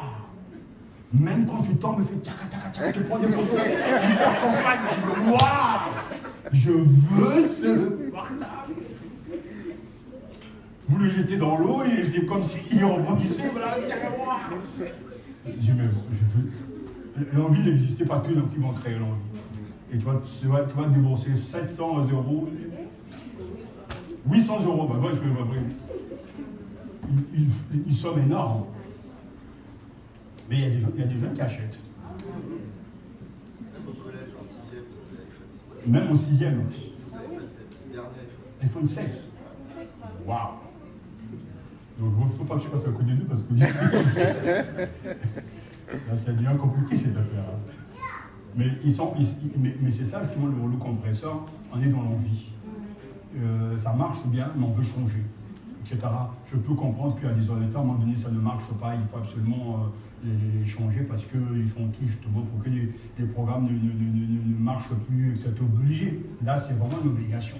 Mais des fois, ça marche très bien, mais pourtant, il y a l'envie. Nous sommes dans un pays où on sait bien que le pouvoir d'achat est très important. Donc, pour que ça marche, que l'économie, parce que cette économie est basée sur le pouvoir d'achat, sur le fait d'acheter, consommer. Et tant que ça ne consomme pas, ça ne marche pas. Donc c'est pour ça qu'il y a encore des beaux jours devant les publicitaires, parce qu'il y a de quoi faire. On est dépassé aujourd'hui avec les voitures, c'est vrai que tu as un embrayage comme ça, le méthode tu appuies sur un bouton, tu passes les vitesses, et puis aujourd'hui carrément avec ton taxi, tu fous ta musique que tu veux, tu parles, même l'ordinateur te répond, où veux-tu aller? Je t'envoie où ça? Tu mets le GPS, franchement. Toi, tu es là, mais où est-ce que c'est? Tu arrives avec le plan, on dit, c'est où? On dit, non, mais bon, il faut se mettre à la page quand même. C'est l'envie. Est-ce qu'il y a des questions par rapport à ça?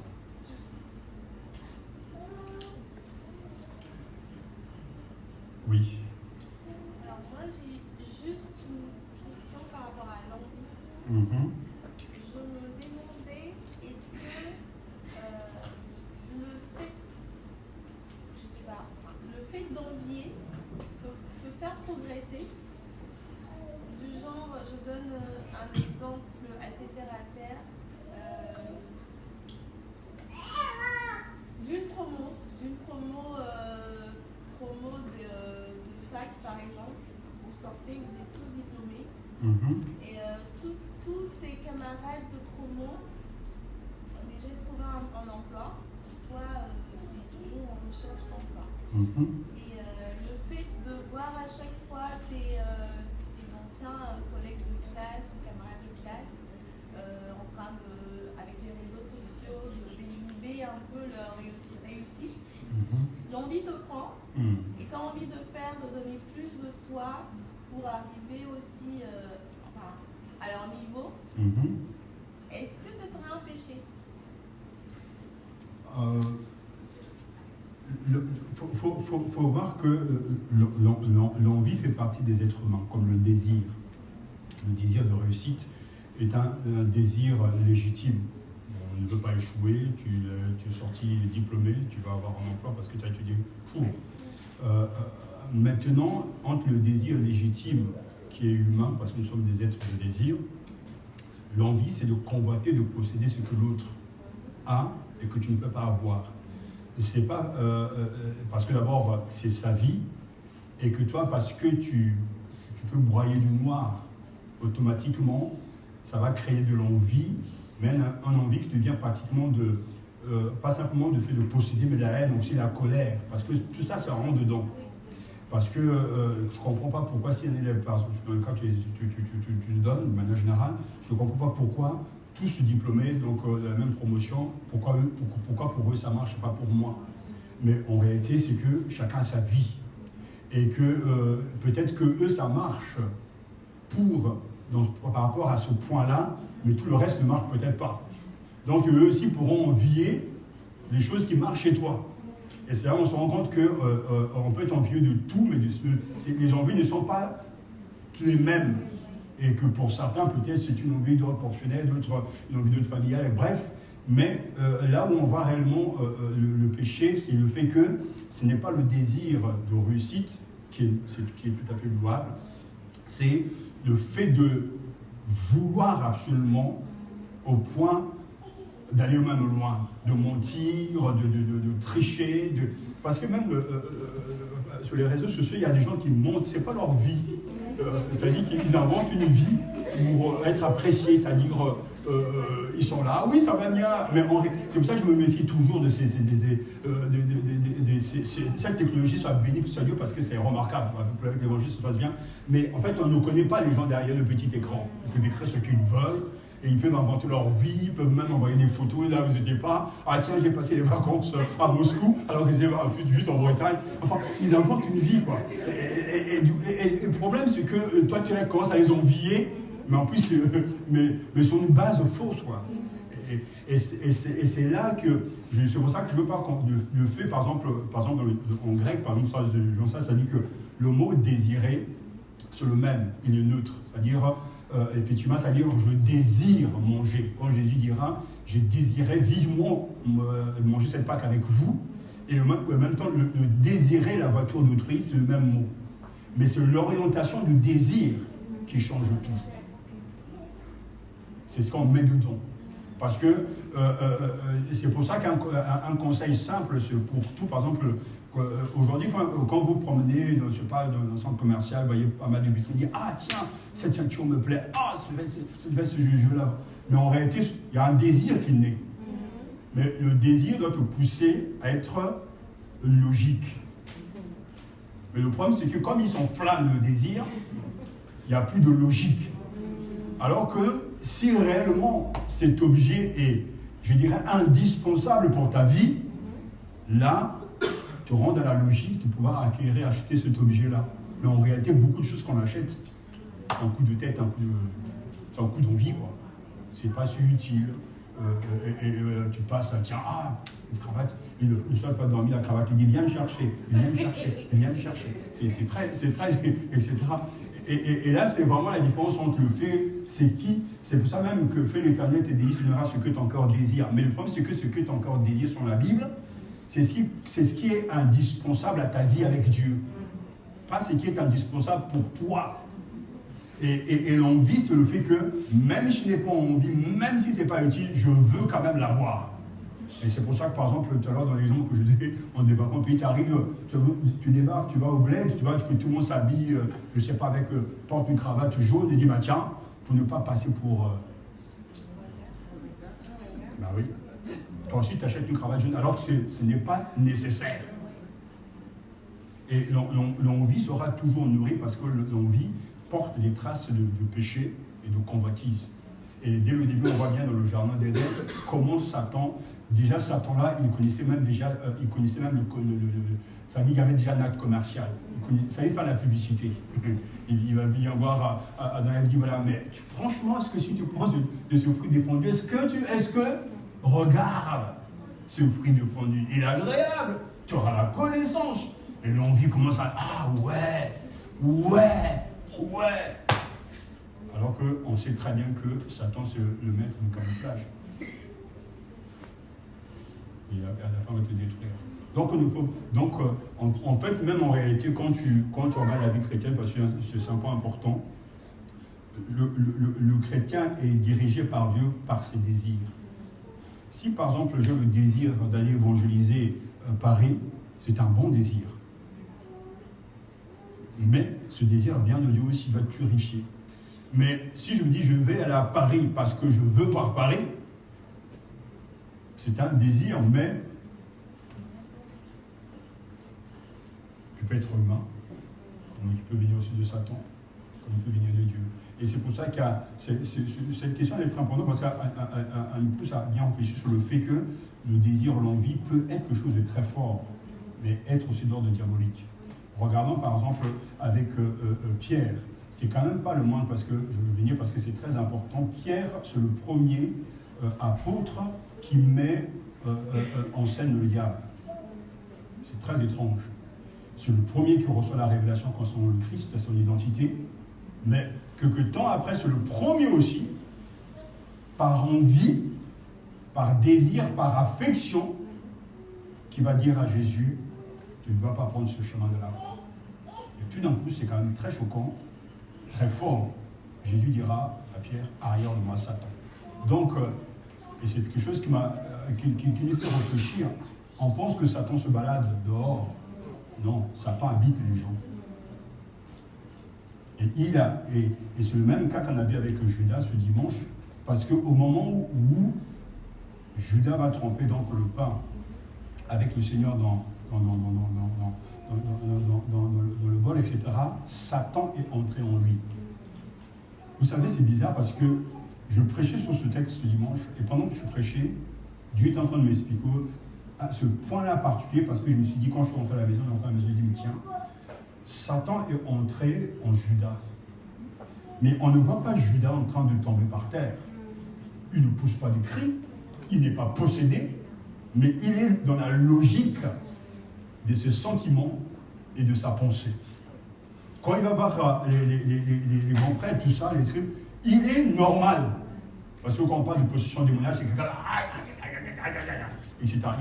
Mais lui, il est normal, tranquillement, il va voir le repas, écoutez, venez avec moi, je vous amène à la planque de Jésus, je vais vous le livrer. Et ça m'a beaucoup interpellé parce que finalement, quand on parle de l'activité diabolique, parce qu'on le voit avec des queues, des cornes, etc. Non, à un moment donné, Satan entre en quelqu'un. Et c'est pour ça qu'on vient à l'église, on peut venir avec Satan. Quand on vient à l'église, on peut venir aussi avec Jésus. C'est-à-dire qu'on apporte quelqu'un avec soi. Et dès que Satan entre en lui, il n'y a rien eu de spectateur extérieurement, mais intérieurement, il est en train de se passer des choses. Et tout ça s'est passé partie simplement de l'envie, du désir d'avoir de l'argent. Mais ce désir a été habité, souillé par le diable.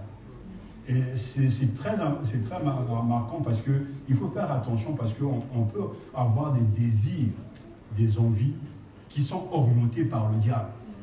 vous devez savoir dans la Bible, maintenant c'est encore un quiz pour vous, qui a commis la première erreur par rapport aux envies à part Adam et Ève?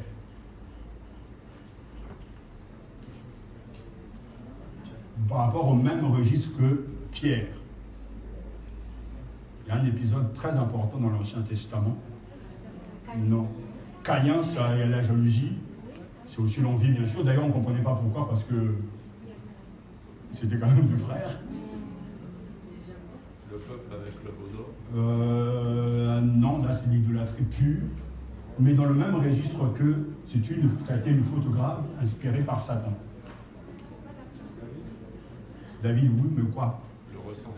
Le recensement du peuple. Dans le livre des Chroniques, il dit que c'est Satan qui a inspiré ce sentiment de recenser le peuple, de calculer. Ça ne venait pas de Dieu. Et pourquoi est-ce que c'est parlant? Parce que d'un côté, on a le roi sans le cœur de Dieu. De l'autre côté, on a Pierre, le responsable des apôtres. Mais c'est par eux Satan passe. Et ça doit nous faire beaucoup réfléchir. Ça partait d'un bon sentiment pour David, mais ça partait aussi d'un bon sentiment pour Pierre. Mais pourtant, c'est le diable qui est derrière. C'est pour ça que quand les chrétiens ne comprennent pas la volonté de Dieu, on peut tout dire au nom de Dieu. On peut même jurer sur lui, on peut même, alors qu'il n'est pas derrière cette activité. C'est pour ça que chaque décision, chaque projet doit être soumis à Dieu longtemps dans la prière, avant de savoir ce qu'il faut faire.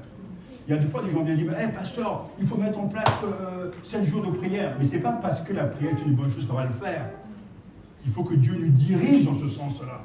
Parce qu'on peut prier sans que ce soit le jour et le temps de Dieu. Même si pourtant c'est une bonne chose. Les sentiments, les envies. Mais, pasteur, mais comment ça se fait que si vraiment l'Esprit de Dieu est avec quelqu'un, comment Satan peut entrer encore dans cette personne? Bonne question. Parce que je dirais que l'Esprit de Dieu ne nous oblige pas à faire ce que nous savons être juste. L'Esprit de Dieu nous aide à faire ce qui est juste parce que nous voulons le faire. Si je ne veux pas venir à l'église, je ne viendrai pas. Ce n'est pas l'Esprit qui va venir me secouer, vas-y. Mais le fait que je dis, voilà, Dieu me le dit de le faire, je veux le faire, et que si j'ai un empêchement, le Saint-Esprit va m'aider. Parce que le Saint-Esprit vient pour aider le croyant à faire la volonté de Dieu. Mais il ne nous oblige pas. Au moment où Jésus, par exemple, à Gethsemane, lorsqu'il prie, devant donc l'épreuve de la croix, il demande à 3 reprises, il prie, Seigneur, non pas si tu peux m'éviter cette croix. Il prend conscience de la gravité de l'acte, mais là, on sait très bien que s'il n'avait pas envie d'aller jusqu'au bout, il pouvait s'arrêter. Et c'est le sort de l'humanité qui a beaucoup changé. Mais quand il s'est soumis à la volonté de son Père, parce que les dernières paroles sont très importantes, non pas ce que je veux, mais ce que toi tu veux, c'est à l'instant même que les anges de l'Éternel sont en train de le soutenir. Parce que Jésus avait besoin donc de l'aide de son Père, et c'est pour ça qu'il est dans ce sens, que Satan était à l'œuvre, Satan lui avait proposé bien de choses, mais Jésus avait décidé de ne jamais écouter ses suggestions et de faire la volonté de Dieu. C'est pour ça que l'habitation de l'Esprit Saint est une grâce, mais le fait d'être rempli de l'Esprit, c'est autre chose. Ça veut dire qu'on peut, c'est pour ça que la Bible nous parle du fait qu'on a l'esprit, mais on peut l'attrister, on peut l'éteindre, on ne peut ne pas l'écouter, et ça existe, c'est courant ça. On fait ce que l'on veut, Galates chapitre 5, chapitre 6, ne pas justement d'attrister l'Esprit Saint, de ne pas écouter, de vivre dans le péché. Il y a des croyants sincères qui sont convertis, qui ont reçu l'Esprit, mais ils continuent à vivre leur vie, à faire leur propre volonté, et à un moment donné, Satan va rentrer. Satan entre et les utilise, et on le verra parce que j'ai un petit clip que je vous montrerai aussi à un moment donné.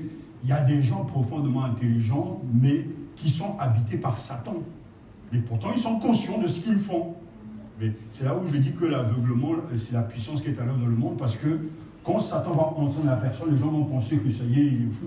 Mais l'athéisme, ces idéologies, tout ce qui est derrière le Front National, tout ce qui est derrière l'extrême droite, tout ça, ce sont une idéologie satanique. Il n'y a rien d'humain là-dedans. Il y a des forces qui sont derrière, qui poussent à haïr son prochain. à trouver le mal là où il n'y en a pas, à inventer même des choses qui n'existent pas, parce que derrière, il y a des forces qui travaillent. Donc, le fait d'avoir l'esprit, ce n'est pas une garantie, puisque la vie chrétienne, c'est le fait que Dieu nous appelle, mais nous répondons nous aussi à Dieu. Il y a la volonté qui se soumet à Dieu. C'est Paul qui va dire, que veux-tu que je fasse, Seigneur? Et c'est là où ça pose un vrai problème, parce que Satan peut passer par n'importe qui. Ça rejoint un peu la souveraineté de Dieu. Et la responsabilité de l'homme, tout à fait. Juste rajouter par rapport à sa question, je me disais, est-ce que ce ne serait pas aussi le fait de refuser à un moment donné l'autorité de Dieu? À ce moment-là, Jean, ça rejoindrait l'orgueil, qu'en ce moment, Satan habiterait le corps de l'humain lorsqu'on refuse justement de faire selon la volonté de Dieu. Il y a deux états. Lorsqu'on refuse l'autorité de Dieu, donc on refuse sa parole, automatiquement on est dans un état de péché. Mais ce n'est pas en soi un lien spirituel, c'est un péché qui nécessite donc la repentance, la confession, le pardon de Dieu. Parce que sinon on sera toujours habité par le diable, ce n'est pas le cas. Mais donc, il va arriver que dans la marche avec le chrétien, Satan pousse la possibilité de t'embrouiller totalement. Et souvent cet embrouille vient comment? C'est qu'à chaque fois que la vérité est prêchée, on connaît la vérité, mais on refuse la vérité, notre mental, notre esprit est devenu faussé complètement. Parce que le rejet de la vérité entraîne une décadence spirituelle. Parce que, comme je dirais, on peut justifier nos comportements avec même des références bibliques. Alors que la Bible dit très clairement qu'il ne faut pas le faire. On trouvera les moyens, et tout d'un coup, le manque d'amour de la vérité fait qu'on va commencer à aller penser différemment. Jamais, c'est quelque chose que nous on voit aujourd'hui. Ça fait plusieurs années que je suis en France, etc. Mais quand je vois l'évolution de l'Église, quand je vois aujourd'hui même des pasteurs qui disent voilà, c'est pas grave, cette réunion, tu ne peux pas venir le dimanche, viens le vendredi, viens le samedi, tout ça. Il y a 20 ans, 30 ans, jamais aucun pasteur n'allait parler comme ça. Mais aujourd'hui, pourtant, je l'entends. Parce que, soi-disant, au nom de la modernité, soi-disant parce qu'il faut adapter le message chrétien à la réalité. Mais le problème, le chrétien est un conservateur. Ce n'est pas le message qui doit s'adapter. Nous, c'est le message qui doit être appliqué aux chrétiens, quelle que soit l'époque. Ce n'est pas parce que le pouvoir est en train d'imposer des lois que le chrétien doit se soumettre à ces lois qui sont contraires à la volonté de Dieu. C'est ça le vrai problème. Et ce qui fait que les gens suivent au nom du fait que c'est maintenant un droit. Je dirais, ça va peut-être vous étonner, je suis dans le monde, parce que moi, cette tentation, je connais. Je suis dans le monde, je suis chrétien, je suis engagé avec le Seigneur. On me dit, voilà, l'entreprise va changer dorénavant, on doit déménager dorénavant, vous devez travailler dimanche. En tant que chrétien, moi, je démissionne tout de suite. Ce n'est pas une question de discuter, de prier, que Dieu me garde, que Dieu donne main, parce que je sais que c'est contraire à ce que Dieu dit. Mais le problème, c'est que les gens n'arrivent pas à le faire aujourd'hui. Parce que j'étais dans le monde et j'étais confronté aux mensonges du monde. Et à chaque fois, c'est toujours la carotte du diable. Tu ne t'en sortiras pas, tu auras des charges. Mais je me dis, je préfère être paysan ou bien dans la rue avec Dieu qu'être contre Dieu. Mais le problème, c'est qu'on ne voit pas la gravité, l'importance de la volonté de Dieu. Donc, qu'est-ce qu'on fait? On négocie dans le silence. Certains m'ont dit, on va prier avant de prendre la décision de faire la volonté de Dieu, que Dieu t'épargne, sois sage. Tu vas entendre des pasteurs arriver et dire voilà, il faut être sage, ça ne se passe pas comme ça. Mais le problème, c'est que si Dieu a dit de ne pas le faire, on ne peut pas avoir des options. Mais dans l'époque actuelle, c'est qu'il y a tellement d'options. Et les gens, surtout, je bénis Dieu pour certains prédicateurs aux États-Unis parce que c'est courant, les psychologues chrétiens sont devenus plus importants des églises aux États-Unis. Mais il se lève des prédicateurs qui disent voilà, la psychologie n'est pas dans la Bible. Le vrai problème de l'être humain, c'est une question d'obéissance ou de désobéissance. Tout le reste, ce n'est que humain.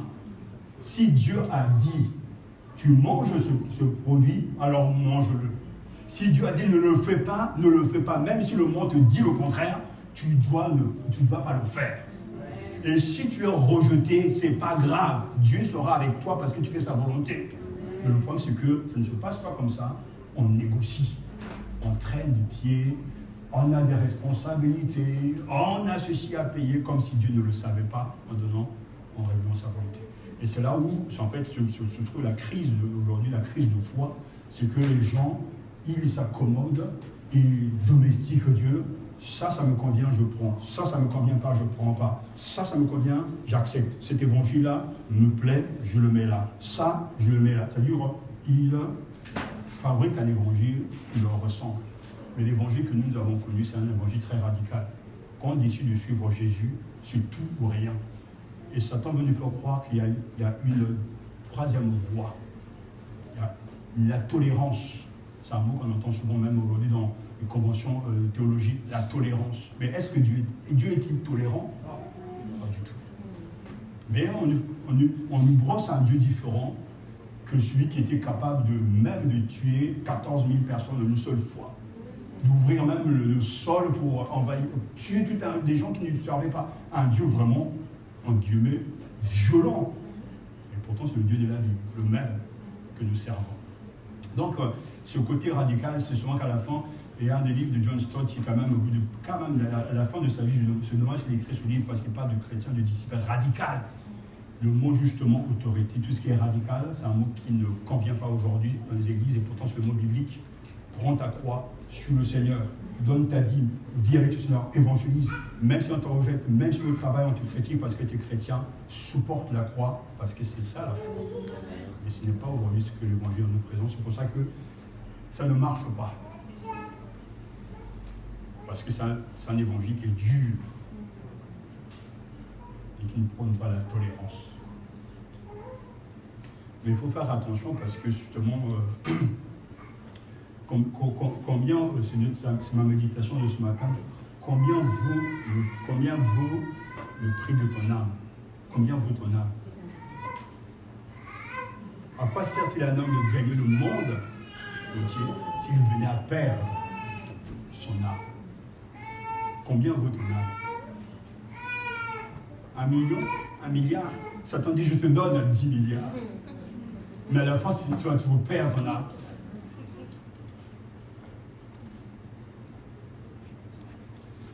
l'envie.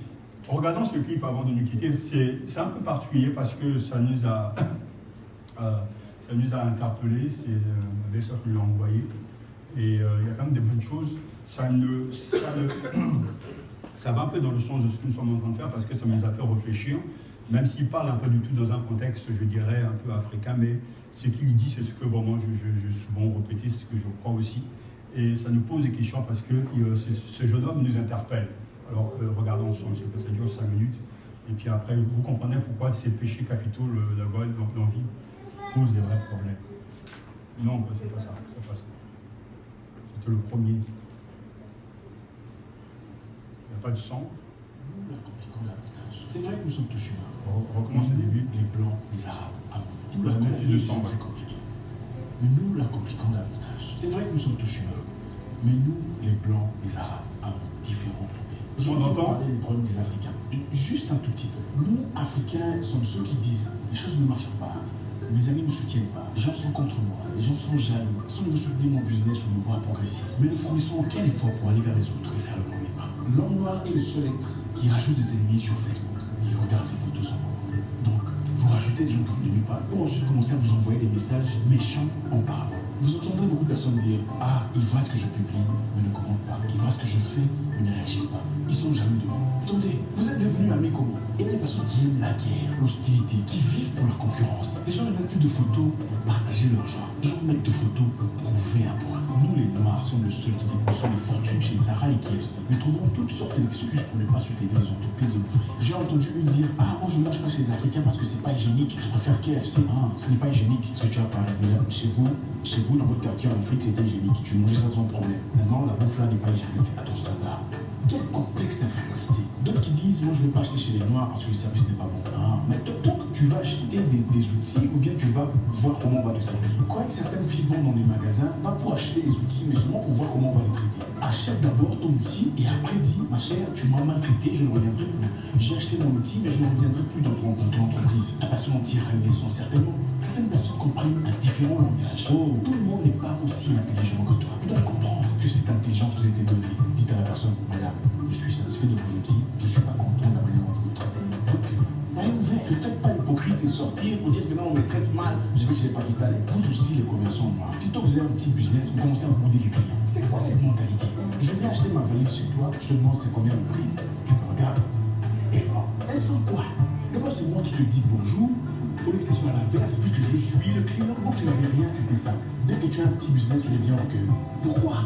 Nous, Africains, sommes le seul au monde qui voulons tout avoir pour nous du moment que le voisin n'est pas à notre niveau. Quelqu'un va te demander comment tu fais pour monter ton entreprise. Tu commences à mentir. Ah, tu vois, j'ai prié, je suis entré en jeûne, Dieu m'a révélé. Mensonge! Une des raisons pour lesquelles l'Afrique ne progresse pas, les Africains ne soutiennent pas leurs frères. On donne plus de crédibilité à un Français illettré à Abidjan qu'à un Abidjanais qui a grandi à Cocody. Tout le monde veut acheter du poulet cher chez un Libanais à Kinshasa. Ils ne dépenseraient pas la moitié de l'argent pour soutenir leurs collègues de classe. Aucun peuple au monde ne parle de Jésus comme les Africains. Mais curieusement, aucun peuple au monde n'est aussi hostile à son frère que les Africains. Il y a plus d'églises dans votre quartier en Afrique qu'il y en a en Allemagne. Mais curieusement, comment vous souffrez et eux vivent bien? Les Écritures disent, vous demandez, mais vous ne recevez pas, parce que vous demandez mal. Il y a quelque chose qui ne va pas. Singapour était un des pays les plus pauvres du monde. En moins de 50 ans, ils ont transformé leur nation. 1 sur 35 Singapouriens est millionnaire en dollars. Parce qu'ils ont compris le principe du communautarisme. Un petit peu muni d'un profond souci de voir son frère progresser. 1 sur 35 Singapouriens est millionnaire en dollars. Ils sont bouddhistes et taoïstes. Ce n'est pas normal. L'hypocrisie dans le christianisme africain. Vous dites Amen pour tout. Chasse ta mère, Amen. Ton père est un sorcier, Amen. Les Africains trouvent même des versets bibliques pour justifier leur méchanceté. Non, ne donne rien à ces enfants pauvres. Ils vont bloquer ton argent dans la sorcellerie. C'est écrit dans quel verset biblique? Un jeune pasteur évoluant dans sa nouvelle église, ayant beaucoup fidèles, est directement indexé par un pasteur plus vieux. Tu vas dans son église? Ah, c'est mon fils spirituel. Nous, quand on a commencé, bon, lui, il était encore... ils étaient jeunes. Pourquoi a-t-il besoin de descendre de l'autre pour se sentir valorisé? Concurrence et compétition, même à l'église. Incapable de travailler en communauté. C'est quel genre de Dieu désordonné? Quand un blanc écrit un livre, tout le monde achète. Quand un Africain écrit un livre, vous cherchez des fautes. Vous voulez savoir où est-ce qu'il a étudié, il est de quel pays, qu'est-ce qu'il a fait comme formation. Ne vous posez jamais les mêmes questions comme c'est un blanc. L'Afrique souffre parce que tout le monde parle de Dieu, mais personne ne reflète Dieu. Nous nous faisons les ennemis comme ça, dans le vide, dans le train, dans les rues, sans vous connaître. Tu regardes quelqu'un et directement tu n'aimes pas et tu commences à me dire pour qui est son nom. Vous allez aux ambassades pour demander un visa. Les gens les plus difficiles, c'est les Africains qui pensent que l'Europe c'est pour leur grand-père. Ah, ce document n'est pas correct. Ah, ce document-là n'est pas classifié. Hein. Ce document ici, on le vend. L'empreinte digitale a disparu. C'est quoi cette mentalité? Vous ne verrez jamais un blanc maltraiter un autre blanc pour des bêtises. Jamais. Mais l'Africain est prêt à vendre son frère pour l'argent. Faut qu'on se le dise. L'Afrique est en fait en sang seulement parce que certains Africains acceptent des privilèges venant des organisations exogènes au péril de leurs propres frères. L'égoïsme, l'individualisme, sacrifie tout le monde du moment que toi tu profites. Et beaucoup regarderont cette vidéo, au lieu d'en tirer une leçon, diront « Qui se gare un donneur de leçons qui ne comprend pas la politique internationale ?» Le monde ne se sert que des défaillances de l'Afrique pour la sujettir. Ça n'a rien à voir avec la politique internationale. C'est une question de valeur. Les Noirs qui travaillent pour les Blancs deviennent plus méchants vis-à-vis de leurs frères que le Blanc lui-même.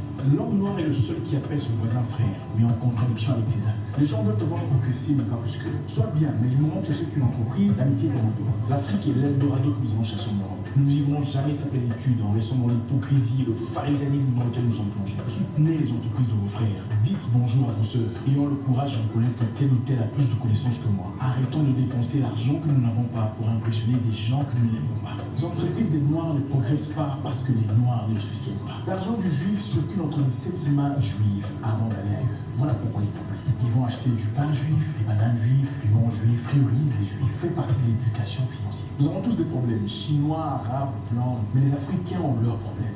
Et ça n'a rien à voir avec les diables. C'est un problème de comportement. Travaillons là-dessus. Merci. Sorcellerie.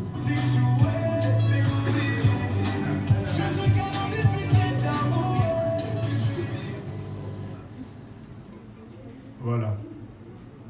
Ça nous bouche encore. Hein.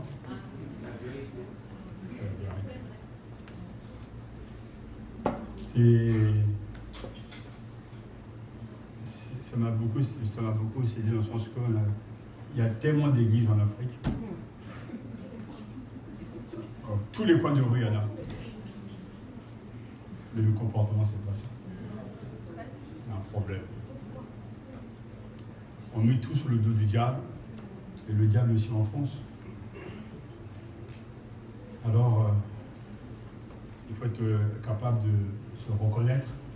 Ça m'a beaucoup plu parce que c'est un jeune garçon, mais qui a bien, en tout cas, cibler les réalités. On se dit frère, mais pourtant on ne s'aime pas. Et à chaque fois c'est pareil. On dit, je le vois, ce sont ces hérésies, amen à tout. En la mangeant, on se dira amen. Quand il y a la maladie, amen. Satan fait ses dire amen. Satan est partout. Le tour de pouvoir. Ça pose un vrai problème. Problème de comportement, problème de croyance.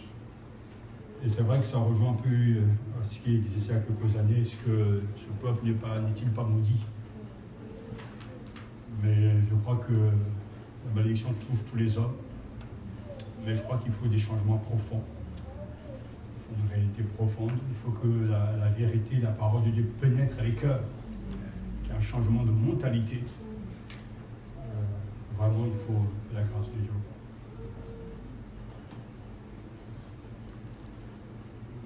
Qu'est-ce que vous en pensez? Moi, je dirais que pour nous les Africains, parce que la vidéo était plutôt destinée à nous, c'est ça. moi, pour avoir fréquenté plusieurs pays, je dirais que à mon humble avis, la pauvreté, on est beaucoup pour quelque chose de non-comportement aussi. Beaucoup vient de là parce que d'ici, je vois le comportement de mes jeunes sœurs et frères au pays. Et je ne trouve rien pour expliquer ces faux pas que la pauvreté en fait. Je me dis qu'ils auraient, même pas un travail, ils iraient bien à l'école, qu'ils se diraient qu'après l'école, ils auront un travail comme ça se fait ici. Voilà, ils vont à l'école et au bout de leur diplôme, même avant leur diplôme, ils trouvent déjà un travail.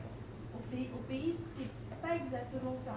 Donc je me dis, est-ce que ça ne limiterait pas notre façon de voir les choses et de nous comporter aussi? Aussi le fait que nous qui sommes en Europe, par rapport à ce que vous disiez au début, on répète, qu'on donne une image d'Eldorado aux jeunes au pays qui leur font fantasmer sur les choses qui ne sont pas vraies et qui altéreraient aussi leur façon de se comporter.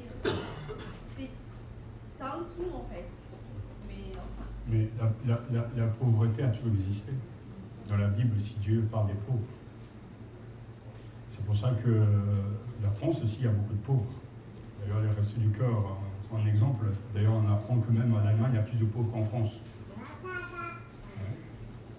Mais est-ce que c'est ça qui fait qu'on est dans un état psychologique, dans cette contradiction? Parce que c'est juste, est-ce que ça explique la pauvreté? Parce qu'on se dit, entre guillemets, je vais prendre cet exemple, on va plus loin. Ok, nous avons quitté le pays pauvre, entre guillemets, nous sommes ici. Et comment expliquer le comportement des gens qui sont ici, qui travaillent, qui ont de l'argent? Ce n'est plus la pauvreté.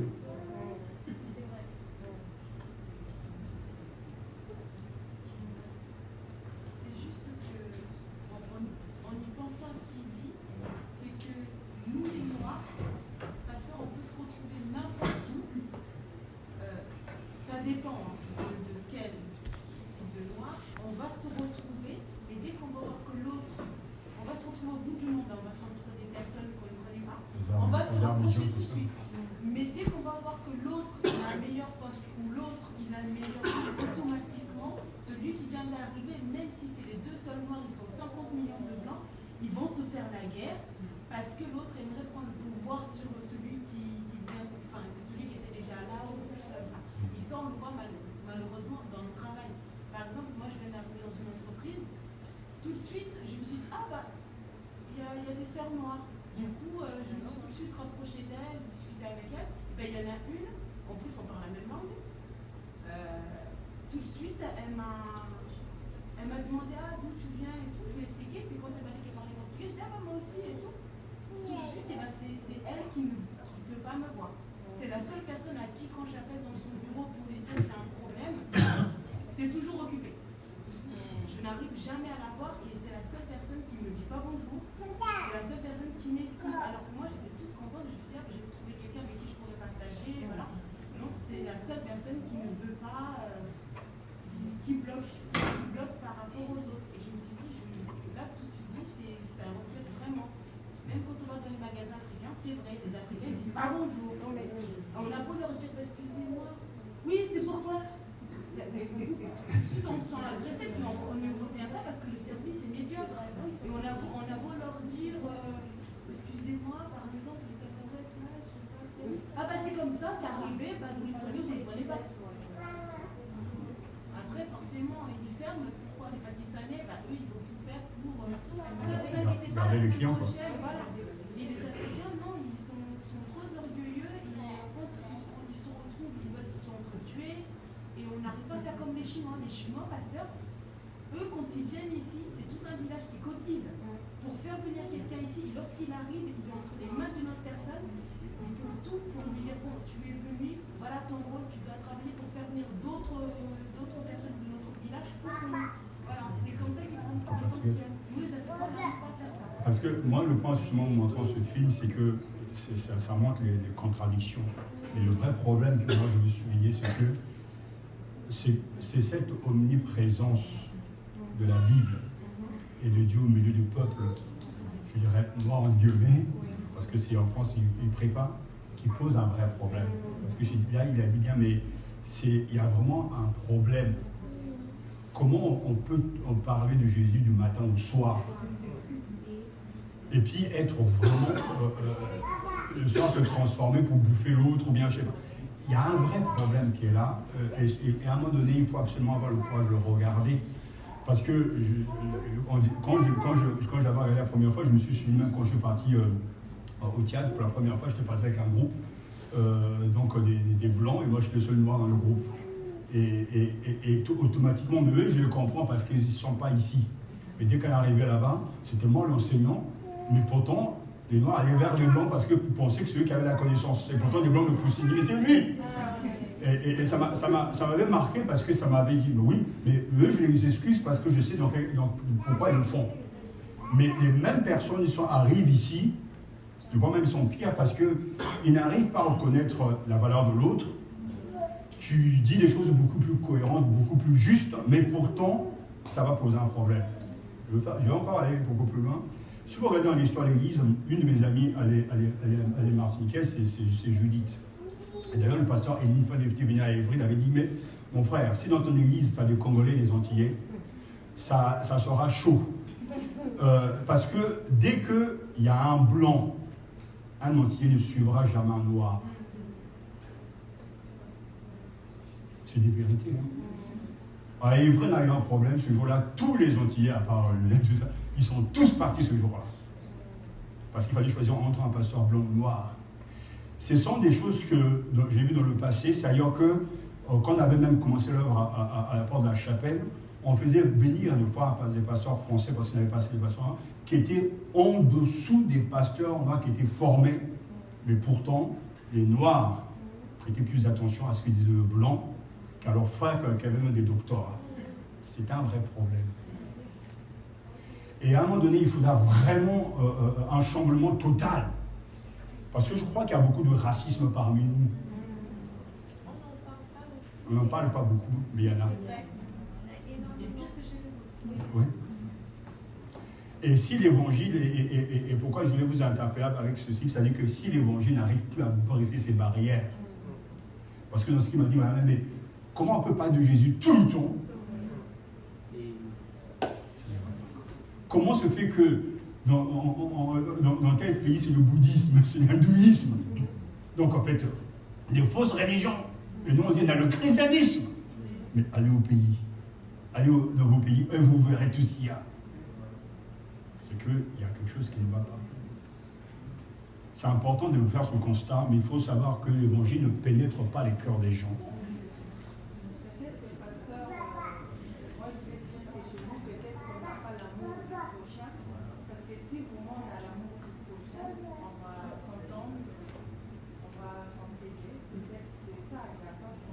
Mais est-ce que ce n'est pas les conséquences Parce que ici dans le gouvernement, il y a des gens qui volent aussi. Mais comment le noir, lui, va voler? Il va prendre la moitié des richesses du pays, 90% des richesses pour lui. Ça traîne même dans la maison, même les rats mangent les billets. Mais il va laisser se faire crever de faim. Vous avez vu la photo quand vous a montré la dernière fois de ce... C'est seulement les responsables qui ont dit. Ah oui, c'est moi le responsable. Quelques-uns d'ailleurs. Quelques-uns. L'ancien président de Gambie. Ouais. Mais d'où ça vient ça? La religiosité. Et là, ça, c'est vraiment, tout à fait, mon cher Michel, c'est vraiment le vrai problème. Mais le problème, c'est que même qu'on en parle, on n'accepte pas. Les Africains, de manière générale, ils sont très, très croyants, très religieux. Mais souvent, quand tu leur dis que vous n'êtes pas convertis, c'est énervant. Il ne faut pas leur dire ça, parce que chez nous, les gens vont prier. Mais en même temps qu'il va prier, il va voir le guérisseur du quartier. C'est-à-dire, c'est un mélange total. Mais alors, on dit, mais l'évangile, c'est pas ça. Et c'est là où je dis que notre devoir, ici, nous qui avons accès à la parole de Dieu, qui écoutons des choses, il faut qu'à un moment donné, d'abord, on reflète, comme il disait, ce que la Bible dit. Parce que ces contradictions, continuant en poison la vie, c'est que le pharisaïsme en question, c'est ça qui est en train de nous tuer. L'évangile englobe toute la vie au fait de la personne. C'est exactement ça. Martin Luther King, c'est ce qu'il faisait, c'était toute sa vie. C'est pour ça que ça posait des barrières. Mais les Noirs, c'était l'accès à la liberté. Dès qu'ils ont eu l'évangile, leur une petite porte sur la liberté, ils ont pris. Après, pour le reste, jusqu'à présent, mais c'est ça. Ils se servent de l'évangile pour atteindre quelque chose. Quelque chose qui est personnel. Qui englobe toute la vie.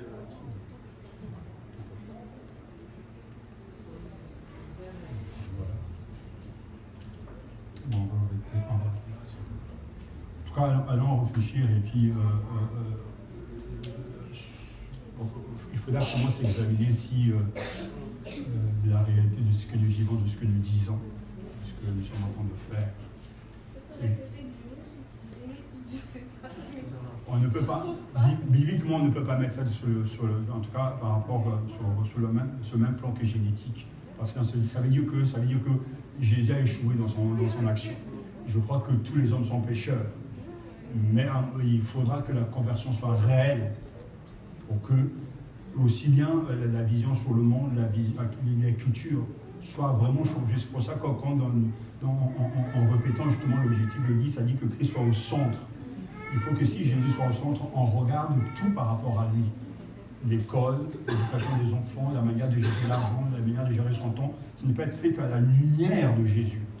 Mais quand Jésus n'est pas le premier, on peut donc le mettre à côté du guérisseur, de la culture, sur le même plan. En fait, ça veut dire qu'on n'a rien compris à l'évangile. Donc il faut une révolution biblique. Et cette révolution, comme Jésus dira pour terminer, à Nicodème, tu dois naître d'en haut. Que Dieu vous bénisse en tout cas. Nous allons nous lever pour rendre grâce.